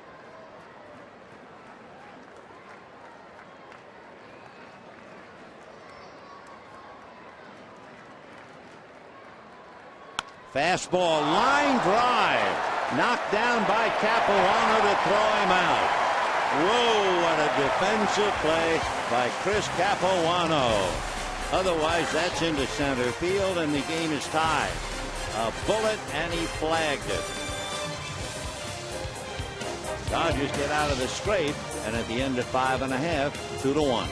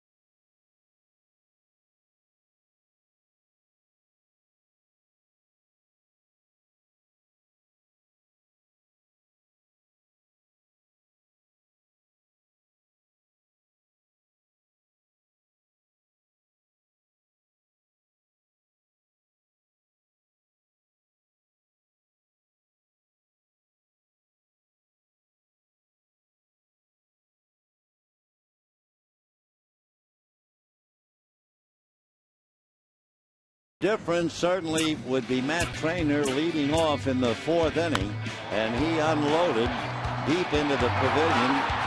So close for Justin Maxwell off his glove.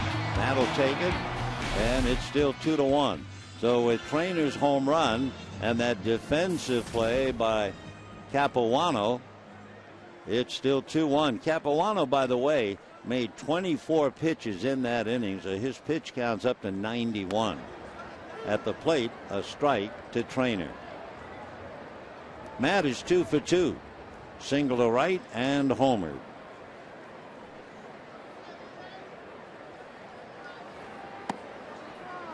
One ball and one strike.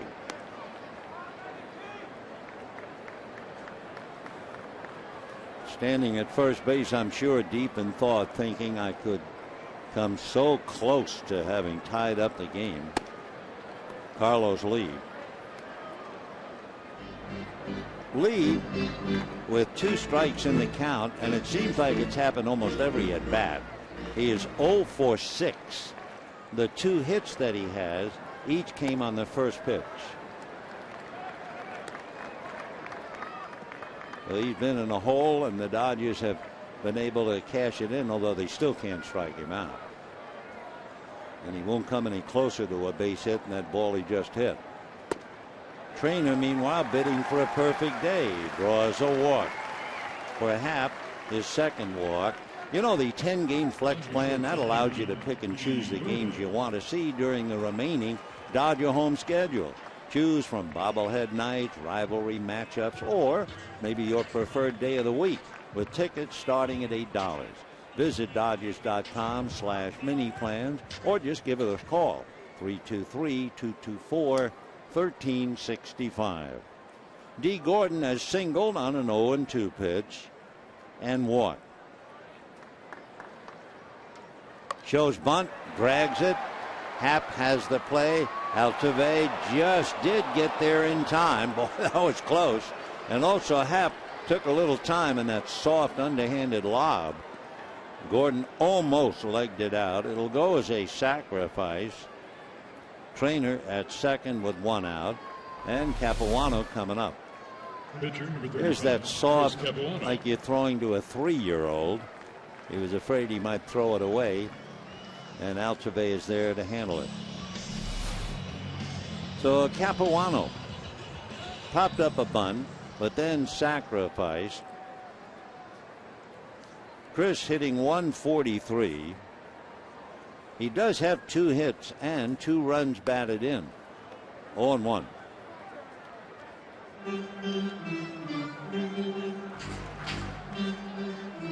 Capuano has 9 sacrifices. So if you count that as a plate appearance, he's had 24 plate appearances, and he has struck out a third of the time. 0-2. Happ, meanwhile, is getting close. His career high is 10 strikeouts, and he has 8. On deck, Tony Gwynn.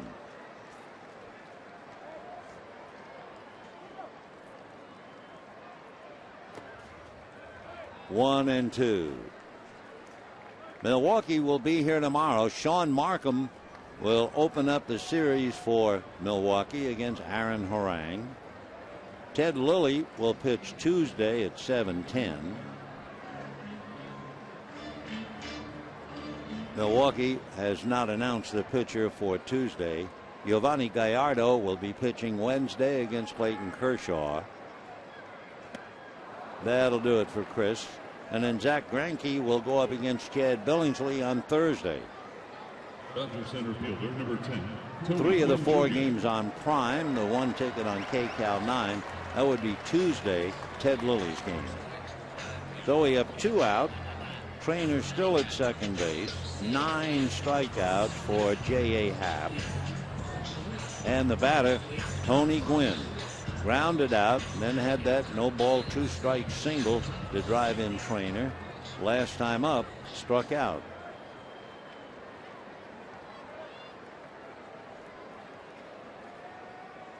Two runs, 8 hits for the Dodgers. 1 run, 2 hits for the Astros. That's a strike. When the Astros come up in the 7th, they have Downs, Maxwell, and Johnson. The pitcher spot is due up 5th. Maxwell playing Tony Gwynn slightly into left center, so the gap is in right center. 0-2 count on Tony. That doesn't mean a thing.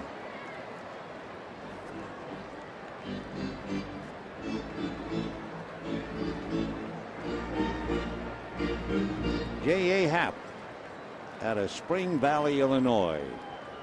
James Anthony Happ. 9 strikeouts today, but he's losing 2-1.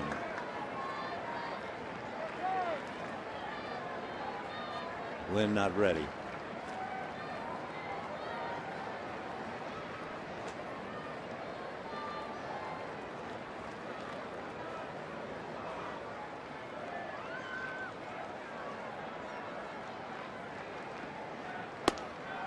Just show him the fastball. That one's 92.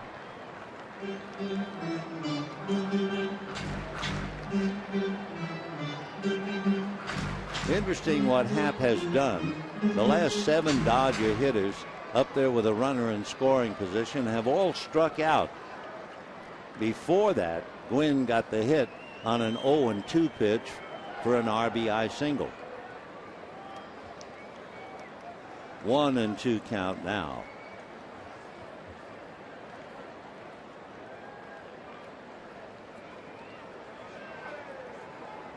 Astros scored in the first in each of the 3 games.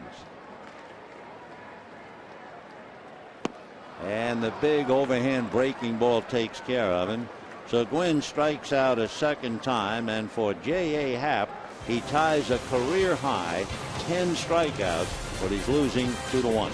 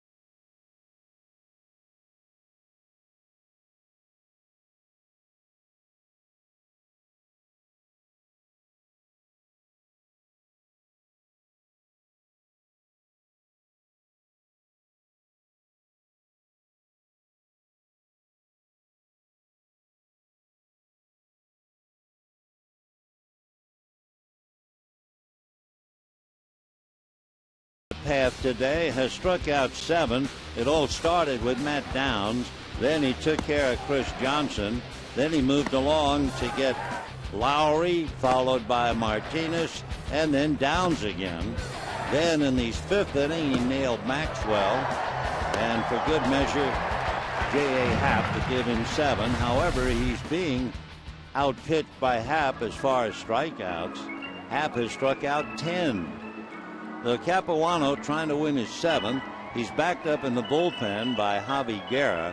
And remember, he's coming off a very tough inning. The Guerra throwing back of him.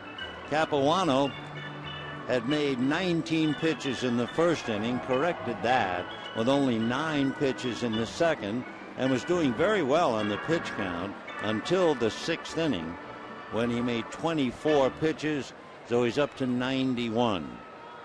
By the way, a little baseball note. Derek Jeter got a base hit in the first inning, and that's a milestone base hit. Tell you about it in a moment. Ball 1. Jeter getting the base hit has now passed George Brett. Derek 3,155 hits. He needs 29 more hits to tie Cal Ripken Jr. And 30 hits, of course, to pass him. So Derek Jeter rolling along. Downs struggling, hitting just 153. And hits a towering fly ball. Sands to the track at the wall. Makes the catch. I think Downs thought he might have hit it out, but actually in watching Sands, he went back to the wall and then actually came in a step or two. So one away. Nice play by Jerry to flag that. Justin Maxwell coming up. Fly to center and struck out.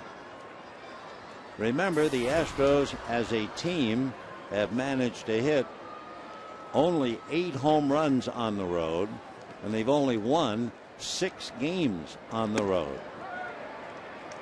Check for a strike.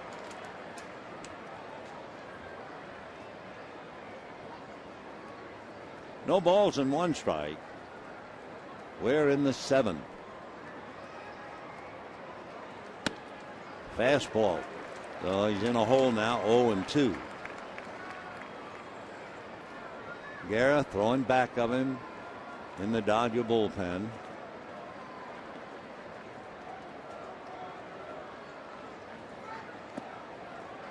Comes back with a change.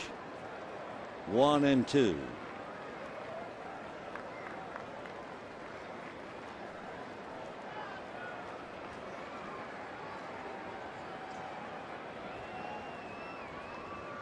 Capuano will be 34 in August. Little sinker low, 2-2.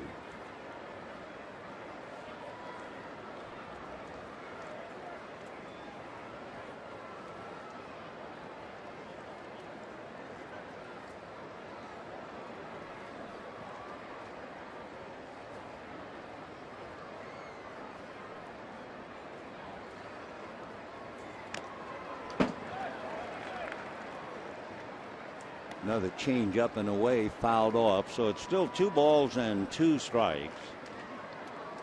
Capuano getting very close to the 100 pitch mark now. And looking at his work in the past, he's had 100 pitches 4 times, and his last 2 outings 94. Popped up, shallow right. Herrera going out. Ethier coming in. Herrera. So 2 down here in the 7th inning. Say, are you going to hit the road? Well, you can take the Dodgers with you this season. Subscribe to MLB.TV today. See every Dodger out-of-market game live online and on your favorite devices in HD quality, too. Visit Dodgers.com to order and get more details.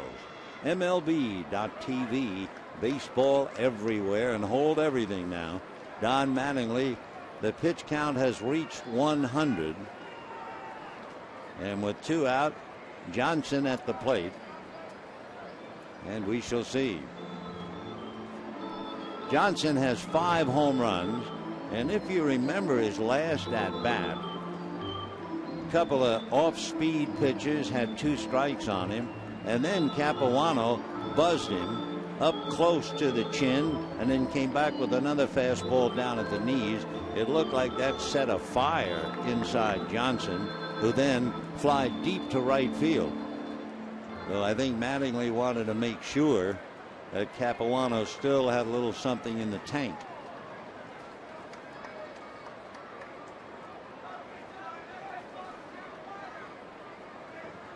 All right, Johnson hitting .286.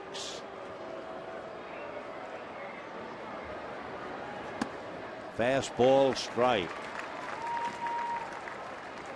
Johnson 0 for 2 today. 1 for 2 last night, plus 2 walks.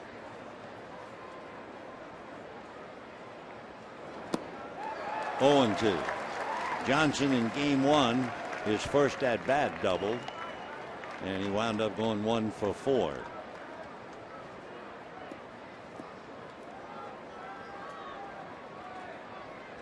Hitting back of Johnson is the catcher, Chris Snyder.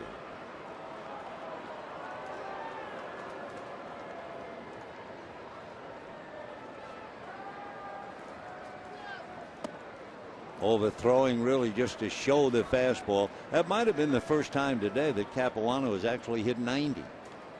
But it was a purpose pitch just to make Johnson think about it.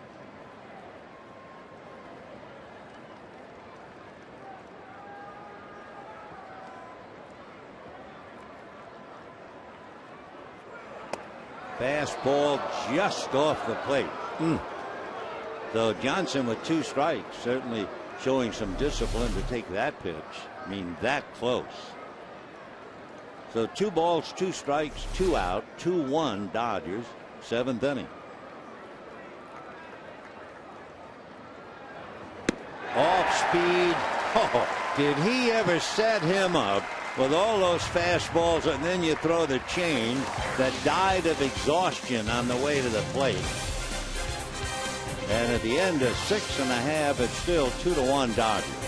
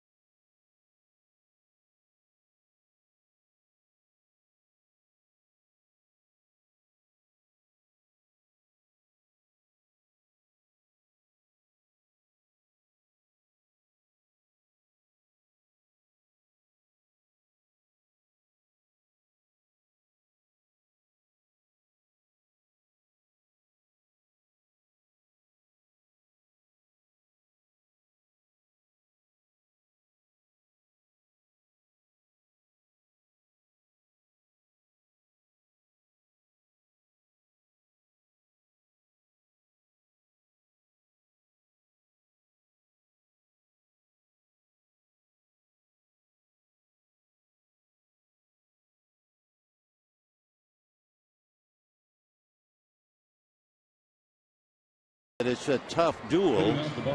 An RBI single for Gwynn and a home run by Matt Trainer. And that's really it. A lot of offers. 0 for 3 here and then 0 for 3 there. But Trainer and Gwynn have given the Dodgers 2. And for J.A. Happ, kind of luckless. He has pitched an outstanding game. He has struck out 10, but he's losing 2-1. Dodgers will have Herrera, Hairston, and Ethier. Shows bunt, takes a strike. Herrera single to right and then struck out twice.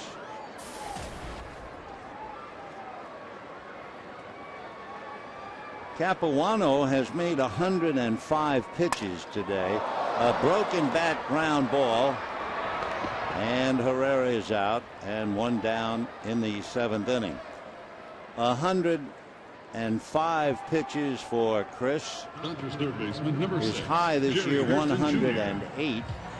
And consequently, you're thinking that Capuano is on the edge of coming out.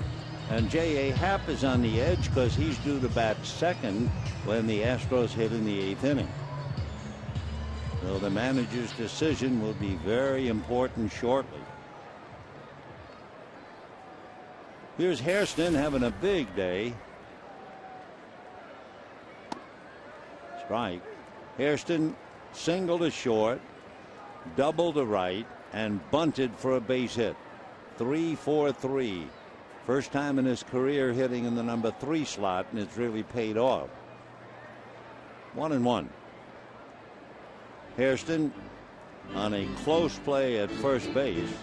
A high throw from Jed Lowry. Carlos Lee reached up to spear it and also unintentionally hit Hairston on the side of the face. Didn't bother him. He's just come up with his 4th hit. Jerry Hairston having a huge day. 4 for 4, and that sets the table each time for Andre Ethier, who is 0 for 3.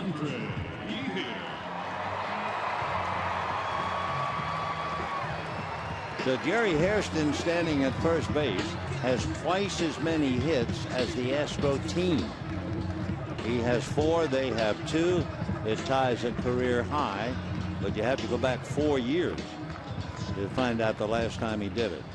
For Ethier, struck out in the first, struck out in the 3rd, hit into a double play in the 5th.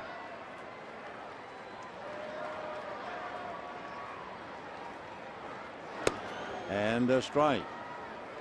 Down in the bullpen, the right-hander Fernando Rodriguez and the left-hander who just arrived, Xavier Cedeno. Remember, we told you that Fernando Abad is on the DL, and they called up Xavier Cedeno. In the dirt, blocked nicely by Snyder. 1 ball and 1 strike. Down in the Dodger bullpen, it seems like the 8th inning belongs to him. So Josh Lindblom is getting ready, and we assume that Chris Capuano, after a brilliant game for 7 innings, will be coming out.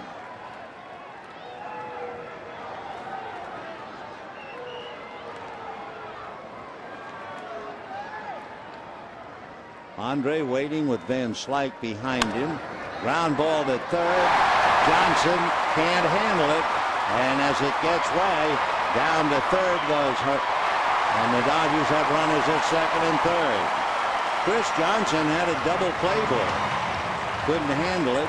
And instead of perhaps having the inning over, the Dodgers now have runners at 2nd and 3rd. Perfect double play. He was in the act of throwing without the ball. And of course, he will draw his 2nd error. And it is a killer. Meanwhile, Snyder going out to console Happ. Brad Mills coming towards the plate umpire. That means a double switch. So a double play turns out to be a big error. Brian Bogusevic is heading for right field, and Matt Downs will come out. Van Slyke, a right-hand batter, is due up, but he's walking back to the dugout, so there's a lot going on, and we'll be back.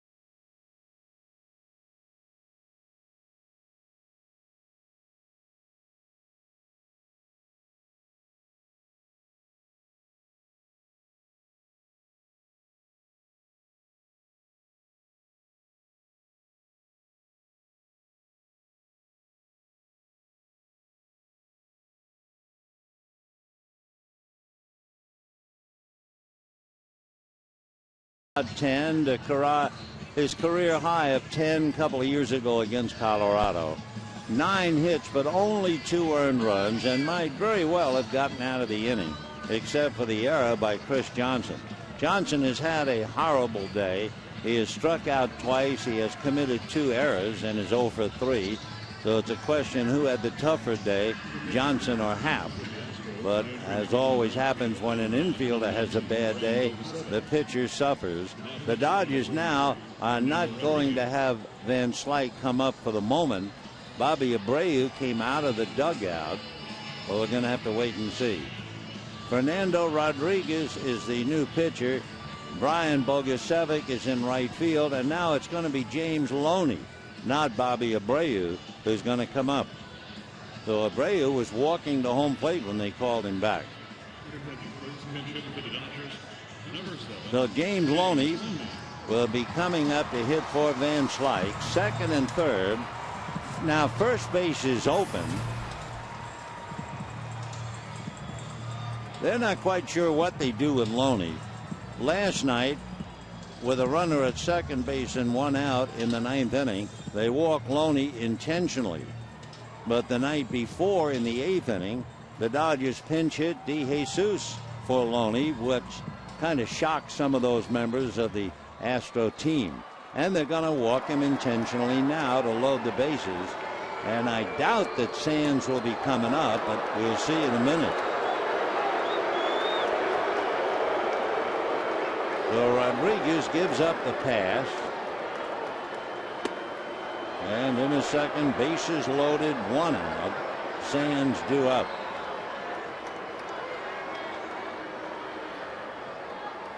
But a perfect double play ball right at Chris Johnson. And that really sealed J.A. Happ's day. So Happ just sits and watches. And of course, the killer too are the runs on the base paths. And now they're going to call Sands away in that figure. And coming out of the dugout, as they keep moving people around, here comes Bobby Abreu. So Abreu started up to hit for Van Slyke, and they said no, Loney. Now he comes up with the bases loaded.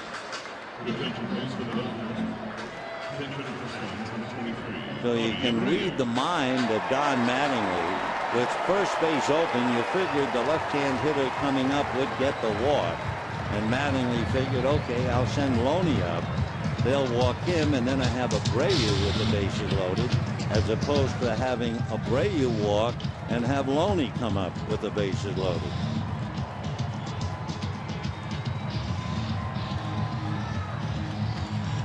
So the Dodgers with Hairston at third, Ethier at second, Loney at first, and now Brad Mills, now that Abreu has been announced. Let's see if he's going to bring in Xavier Cedeno, who just joined the team today. Brad is going, take the ball away from Rodriguez. And Xavier Cedeno, who just joined today, they say, here's the ball, go in with the bases loaded. We'll be right back.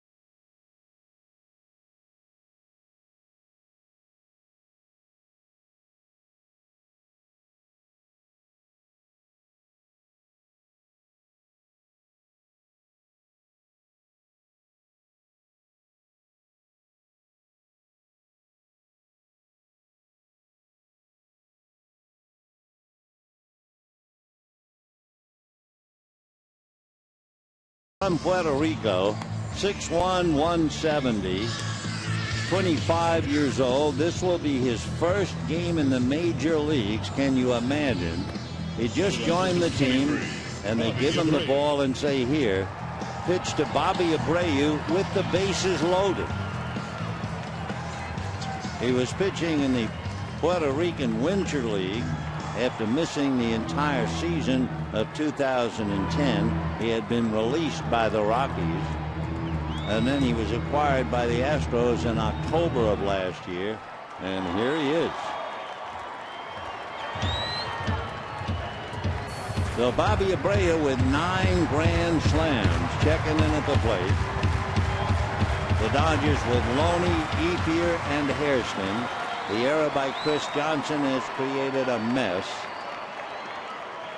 And Cedeno ready to make his first pitch in this kind of a spot.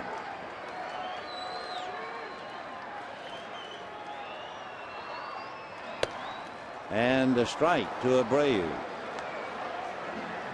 Cedeno pitched briefly for the Astros last year. His earned run average was 27.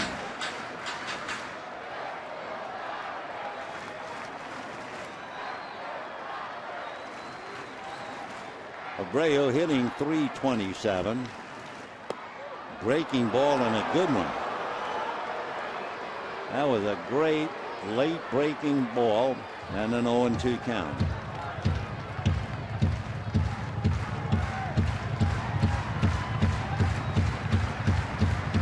Hairston, Ethier, and Loney are all out there. 1 out, 7th inning, 2-1 Dodgers.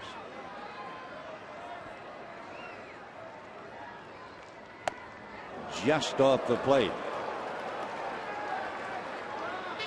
Hasn't thrown hard. 77, 78. He was originally drafted by the Rockies 8 years ago out of Miami-Dade Community College.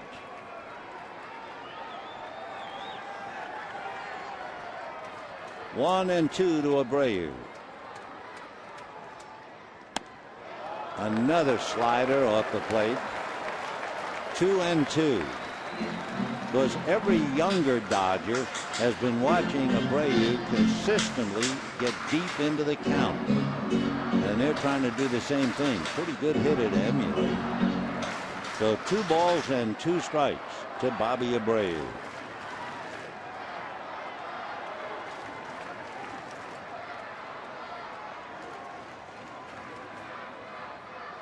Fastball. Had him all set up for that, but he missed. Waiting on deck, hitting behind would be Matt Trainer.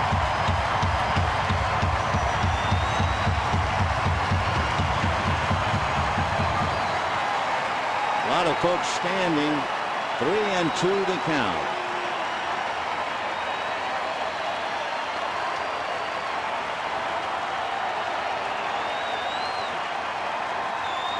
Way outside. Ball 4.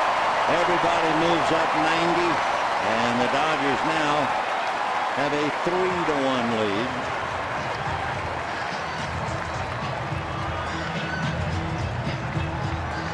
Coming home to score is Hairston, Ethier to third, Loney to second. Abreu gets a run batted in. Cedeno gives up the walk, and Hairston is charged to Happ. Brad Mills going back out. Happ's not through. Ethier at third also belongs to him. So that'll do it, and we'll be right back.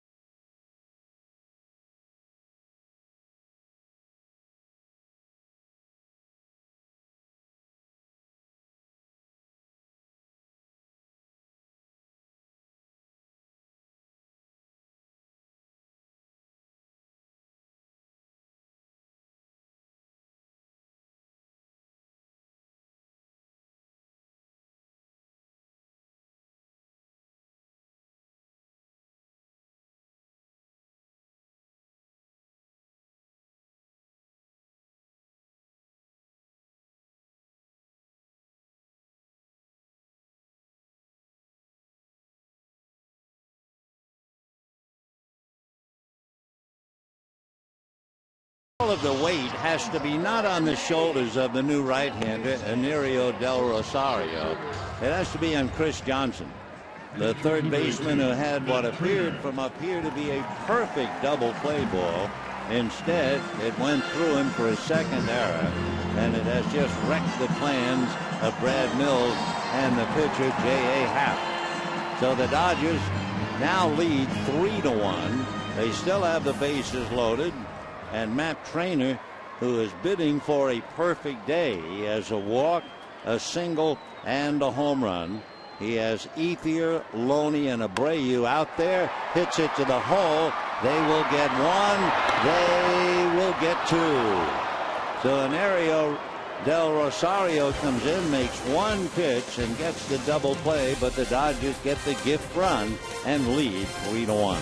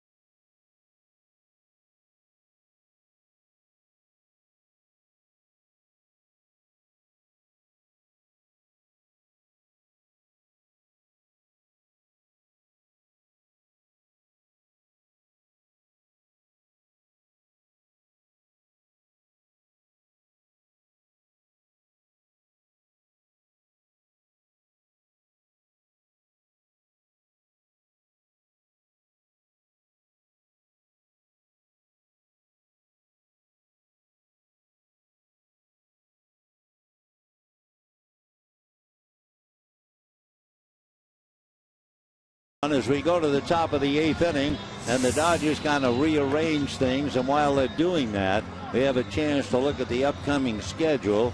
The Dodgers and the Milwaukee Brewers starting Monday at 5:10.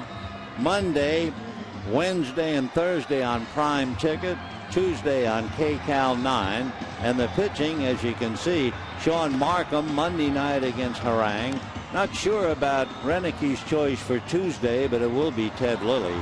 And then Giovanni Gallardo against Clayton Kershaw on Wednesday. And the final game of the homestand, Zach Greinke and Chad Billingsley. For the Dodgers, they make several changes. First of all, Adam Kennedy will take over for Hairston at third base. James Loney is now at first base. Remaining in the game, now playing first base, number 7, James Loney. Hairston has moved from third base to left field, and Josh Lindblom on the mound. So the Dodgers rearranging things defensively. And we go into the 8th inning with Chris Snyder opening it up. So for Chris Capuano, a brilliant 7. He made 105 pitches and allowed 1 run, and that was a leadoff triple by Jose Altuve, who then scored on a ground ball by Lowry, and that was it. Off the plate, ball 2. Capuano struck out 8. He had marvelous control. He walked 2, but he was very careful in giving them up. 2-1 the count. Josh Lindblom has done a terrific job.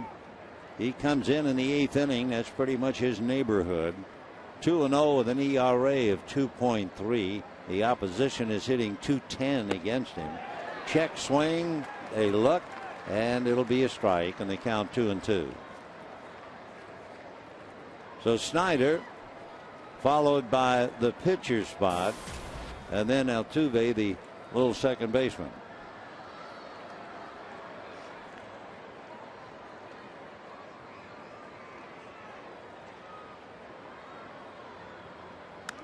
Foul tip. Snyder has walked and flied to right.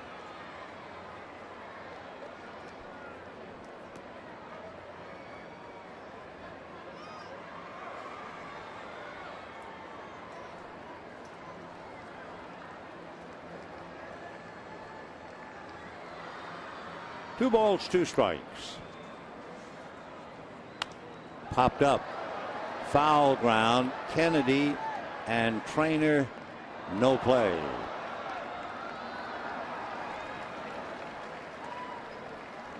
Brian Bogusevic, who came in during a pitching change with the pitcher and took over in right field for Matt Downs.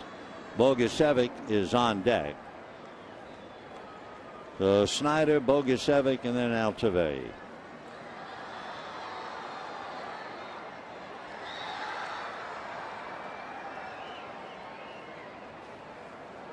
Two balls, two strikes. And a fly ball going back as he's done all day is Gwynn, but he comes back in. Tony has broken back on every fly ball. It's more instinct. Outfielders always go back. Infielders always seem to go in. That's the problem when you try to convert them. There's Tony now coming back. One away. And Bogusevic coming up. It is no walk in the park out there looking in at the wedding cake. Bogusevic last night had two singles and a walk. In the first game, he came in late and grounded out. Bogusevic hitting .220.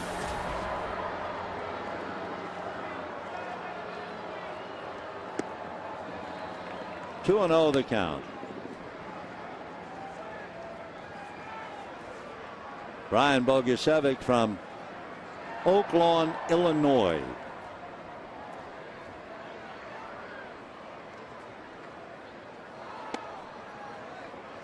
Three and 0. Bogusevic, not only a star athlete, he was a fine scholar. In fact, he was Scholar Athlete of the Year by the Chicago Tribune. That's a strike. Member of the National Honor Society. Signed for a big bonus 7 years ago. He was going to Tulane. Strike two. Josh Lindblom trying to nail down the eighth inning. Remember, the Dodger bullpen got a pretty good workout last night. 5 pitchers. Down goes Bogusevic.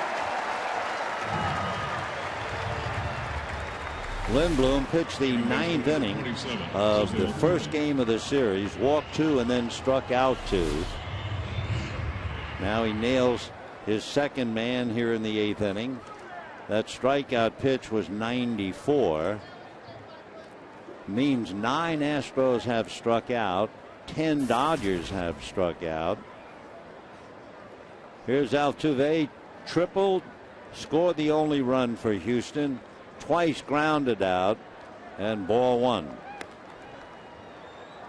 The paid attendance this afternoon, 33,306.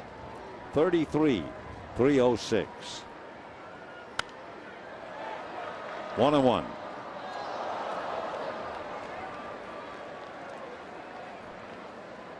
For the Astros, struggling.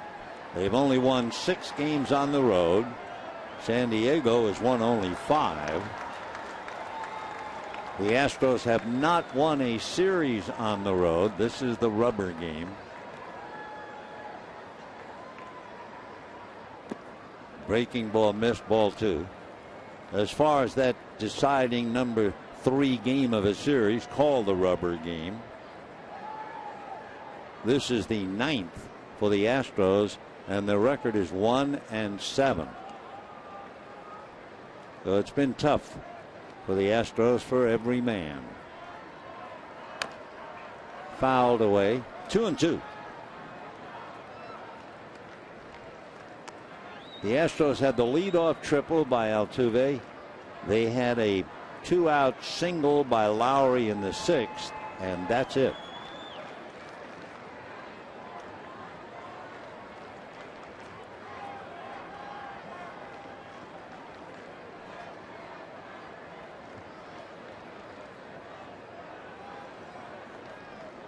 Two and two. Chris Johnson sitting back in the shadows. He's got to feel pretty bad about things. Got him. So Lindblom strikes out 2, and we've had 20 strikeouts in the game, 10 on each side, but the Dodgers lead 3-1.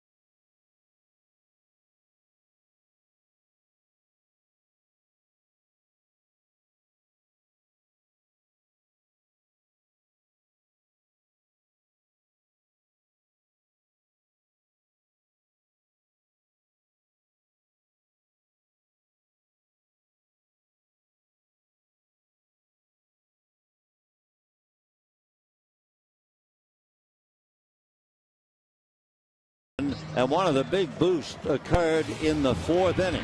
That brought up Dodger catcher Matt Trainer, and Trainer unloaded his 2nd home run of the year into the pavilion just off the fingertips of the glove of the center fielder Justin Maxwell. The Matt's home run was a big difference, and then the Dodgers got the gift on the error by Johnson in the 7th and now lead 3-1. It's Gordon, Kennedy, and Gwynn in that order in the 8th inning. Strike, 0-1. D. Gordon singled and led the run on a double steal, walked and sacrificed. 0-2. They had an interesting game in Cincinnati today. There were 9 home runs hit in the Great American Park. 9. The Reds won the game 7-5, and there's a base hit for D. Gordon. So Gordon goes the other way. A leadoff single against Del Rosario. And the batter will be Adam Kennedy. In that 7-5 Reds win, Matt Latos became just the 11th pitcher in history to allow 5 home runs and still win. All 5 home runs were solo, including 2 by Carlos Gonzalez and another by Troy Tulowitzki. The losing pitcher, Jamie Moyer, gave up 4 home runs, including a 3-run shot by Brandon Phillips. And for Jamie Moyer, he has now been the winner in gopher balls. There goes Gordon, a high throw. He's stolen it easily.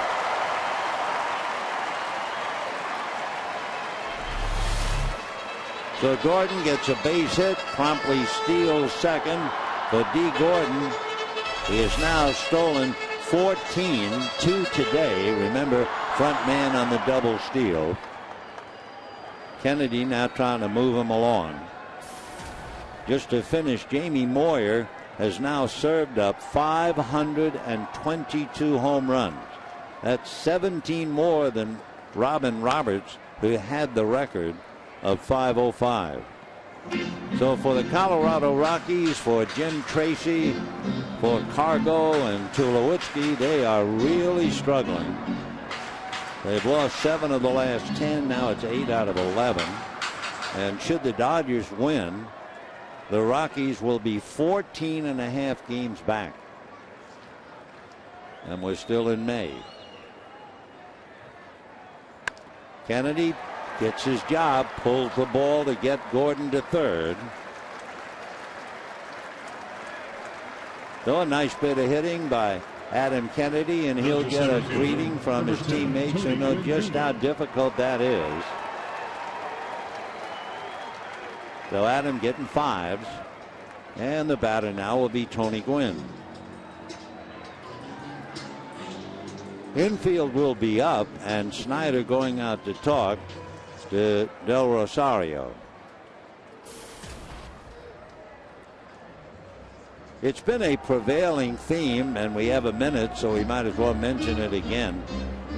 Back in the second inning, Gordon singled on a no-ball, 2-strike count. We've been talking about how we've been amazed at how many 0-2 base hits. And here in the 8th inning, Gordon got his base hit on an 0-2 count. And then the important at-bat for Kennedy, wouldn't you know, he was able to pull the ball to get Gordon over on an 0-2 count. So here's Gwynn. He had an 0-2 count when he singled in the second inning. So the infield is up.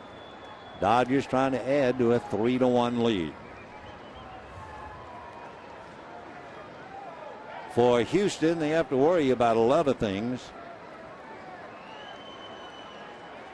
Gwynn, not a bad bunter, and of course you know all about Gordon's speed. Gordon bluffs down the line. And no doubt about it, clean base hit to center. Gordon scores. Dodgers lead 4-1. So the single, the stolen base, Kennedy hits the other way to get him to third, and Tony Gwynn comes up with his second base hit and a run batted in. So Tony has 2 of each. Dodgers a comfortable 4-1 lead, and the batter will be Elian Herrera, who will switch now and hit left-handed. Herrera 1 for 4, single, struck out twice and grounded out. So Rosario gives up 2 hits and a run. That's ball 1. When the Astros come up in the 9th inning, down by at least 3, they'll have Lowry, Martinez, and Lee. And if anybody gets on, Matt Downs.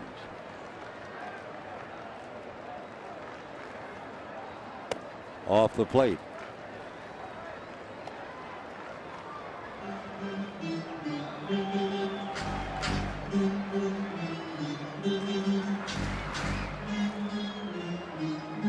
Gwynn taking his lead, and Herrera checking with Wallach.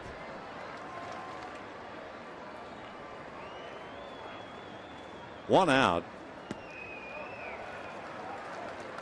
And so Herrera definitely has the talent of getting deep into counts. 3-0 count now. He had a couple of 3-2 counts earlier at bats.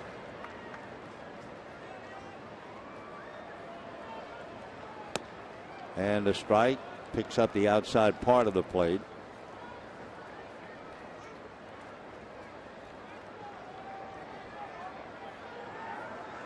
Dodgers 4 runs, 11 hits. Astros 1 run, 2 hits.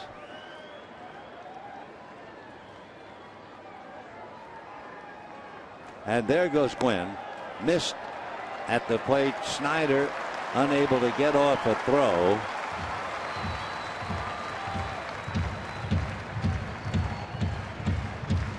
So it's a stolen base for Tony Gwynn. No argument from Snyder. He just couldn't get a handle on it. For Gwynn, that's his third stolen base. Hairston waiting on deck. 3-2. Fouled away. So Herrera saw 30 pitches last night. He's got to be close to that today. Seems to me he's had 3 or 4 3-2 counts. Meanwhile, Gwynn not only has the only 2 Dodger hits with runners in scoring position, Dodgers are 2 for 15, and there's ball 4. So Herrera wins another battle. Gwynn, as he stands out there at second base for the year, with Menes in scoring position, Tony Gwynn is hitting .480. So he's put on quite a show. Where the other Dodgers have flailed away, Tony's just been remarkable. He's 12 for 25. Reiner Cruz, whom we saw briefly last night, gets up in the Astro bullpen. Jerry Hairston single to short, double to right, bunted for a base hit and single to left. He's 4 for 4. First time he's ever hit third in the lineup. Ball 1. To answer the question about Herrera, he's seen 24 pitches today with a walk and a base hit. 30 pitches last night, so he is learning, if he's copying Abreu or whatever, doing a good job at it. 1 ball and no strikes in there. Hairston began the game at third base. He's finishing up in left field. Down in the bullpen, Javi Guerra is now warming up with Jansen. They both pitched last night. Guerra pitched the 7th inning, and Jansen closed it up in the 9th. Popped up, foul ground, and that should wind up in the stand. Chris Snyder never moved. I guess he assumed right away that was going to carry.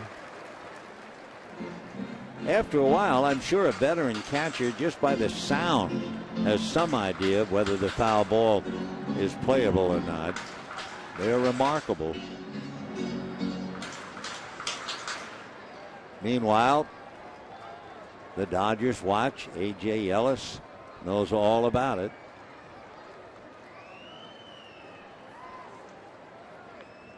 Side armor fouled away. No jelly leg with Hairston. He hung in well.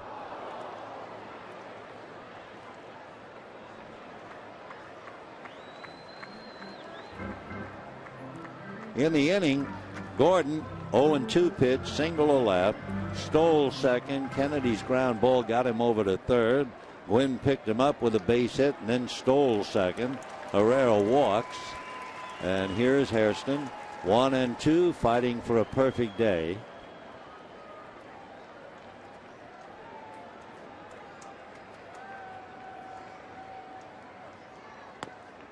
Fastball a little low, and that was at 94.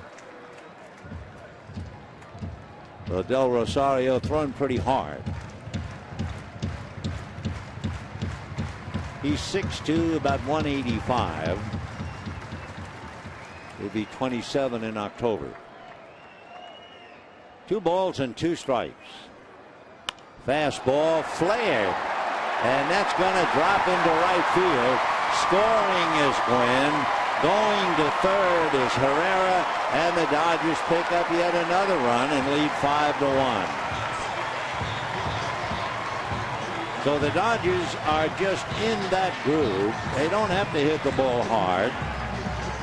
And Gwynn comes home on a flare single by Hairston, who goes 5 for 5. They'll never get him out of the third spot. Wow. First career start and a 5-hit game.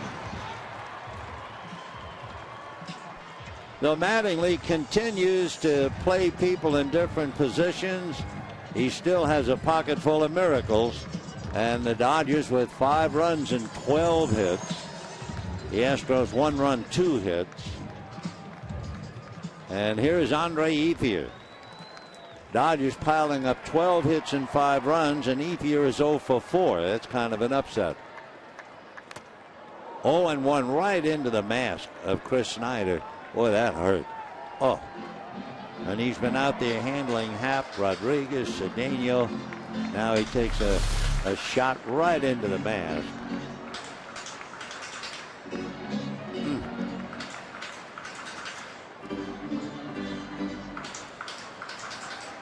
Boy, you talk about concussions. Those shots to the mask sooner or later begin to add up. Ask Mike Matheny, who had to quit catching because of headaches. And Chris, of course, has taken his licks over the year. Brad Mills coming out to see if his veteran catcher can continue. To say a catcher is tough is redundant. It just goes with the territory, goes with the position.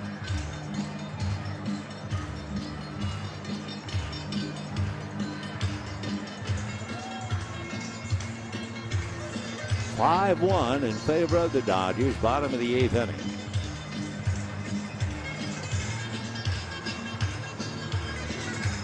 Yep. It figured Chris would stay in there. Boy, he really took a shot. That's when you start moving your lower jaw around.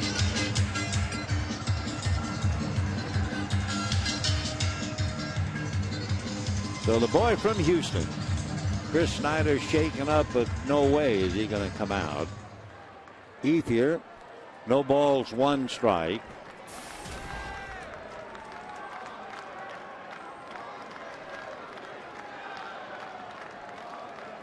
Herrera down the line from third. Hairston at first. And Ethier hits 1 foul outside of the right field foul line.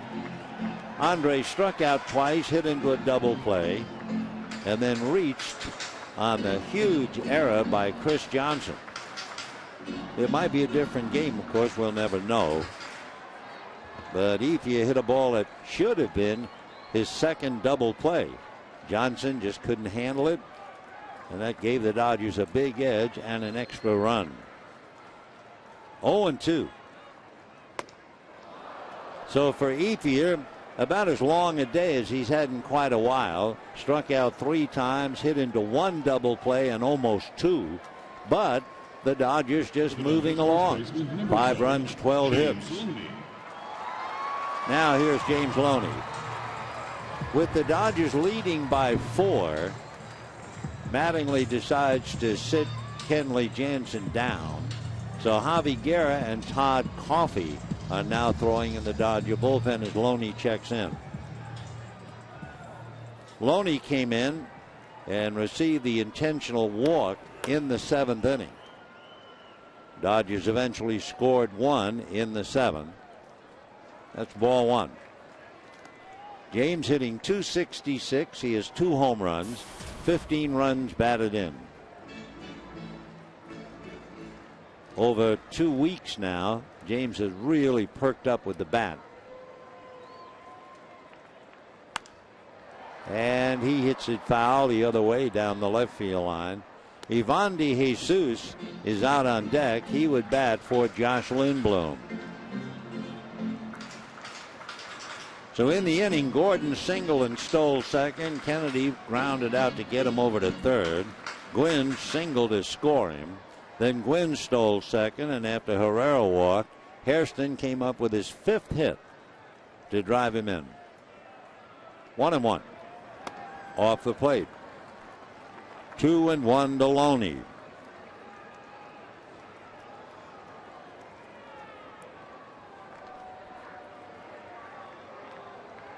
Enerio, that's E-N-E-R-I-O, Enerio del Rosario.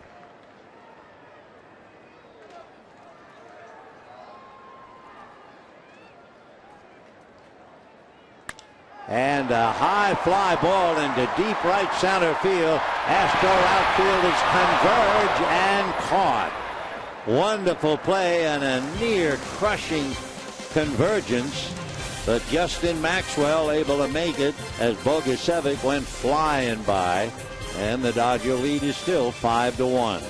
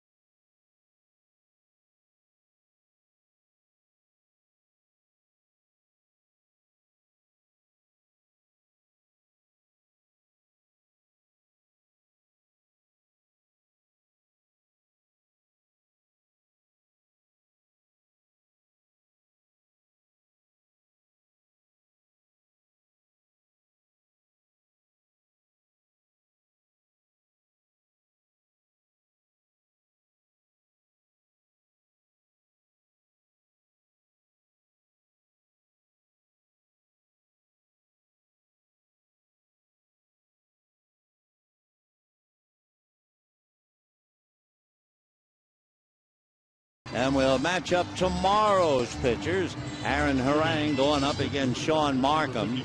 With Harang 3-2, Markham's the other way around. Markham a little under 4, Harang a little over 4. Each man making his 10th start. Not too much to choose between the two. Even the walks and strikeouts are very close. That's game 1 of the 4-game series with Milwaukee.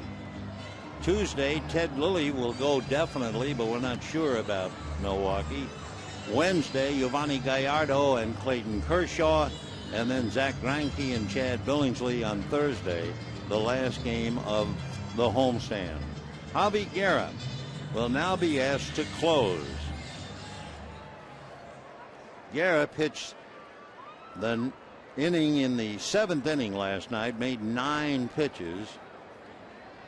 Gave up 1 hit. It was a double to Jordan Schaefer. So now he's pitching the switch hitting shortstop, Jed Lowry. Strike. Lowry lost a hit on a diving stop and then scrambling to throw by D. Gordon in the 1st inning. Since then, he struck out and singled to right. Gordon made another spectacular play. 0-1. Fouled away. So Lowry finds himself now no balls and 2 strikes. Javi Guerra with a record of 2-3 in his 24th game. Opposition hitting .278 against him. Remember, he had that rough patch. Now trying to work his way back out of it when he lost the role as closer. Ball 1.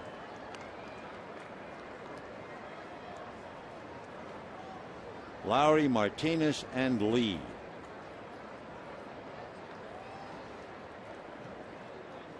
Dodgers, should they win, will win the series from the Astros, who have still not won a series on the road. High fly ball to right center, very playable. Ethier went away. Number 14, J.D. Martinez. J.D. Martinez flied to left, struck out, and walked. We've had a total of 20 strikeouts today, 10 on each side. J.A. Happ had 10, Capuano had 8, Lindblom had 2. So Martinez 0 for 2. Fastball missed. I'll be throwing hard at 96.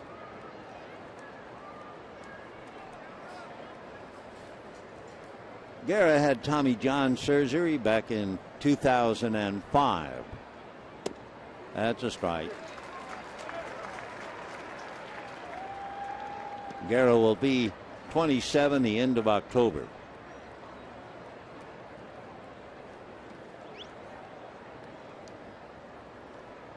One and one. Ground ball wide at third. Nice pick by Kennedy to throw him out. D. Gordon was going after an imaginary ball as Kennedy went wide of the bag. Watch Gordon on this. He's gone way over, diving at an imaginary ball. So we have 2 out in the 9th inning. And the batter is Carlos Lee. D. Gordon getting teased. All right. 5-1 Dodgers, 2 out in the 9th. And a foul ball out of play, 0-1. The Astros not going to go very far with 2 hits. They had a triple in the first inning, and they had a 2-out single in the 6th, and that's it. Carlos Lee 0 for 3, but he had a big play in the 6th inning. It might have been a different kind of a game. And he's going to fly out. It looks like Ethier. That's it. So the Dodgers now take 2 in a row from the Astros to clinch the series. The Astros still have not won a series on the road. Dodgers have won 21 games at home. And Javi Guerra retires the side in the 9th. But remember the one play. It was the 6th inning, 2 on for the Astros. Carlos Lee hit a line drive. If it gets by Capuano, it's a base hit and a tie score. Capuano made the play, knocked it down and threw him out, and the Dodgers then moved on to win it. So Milwaukee will be here tomorrow at 5:10 on Prime Ticket. Hope you'll be out here with us in person if you can. Stay tuned for Dodgers Live coming up next. And right now, good afternoon, everybody.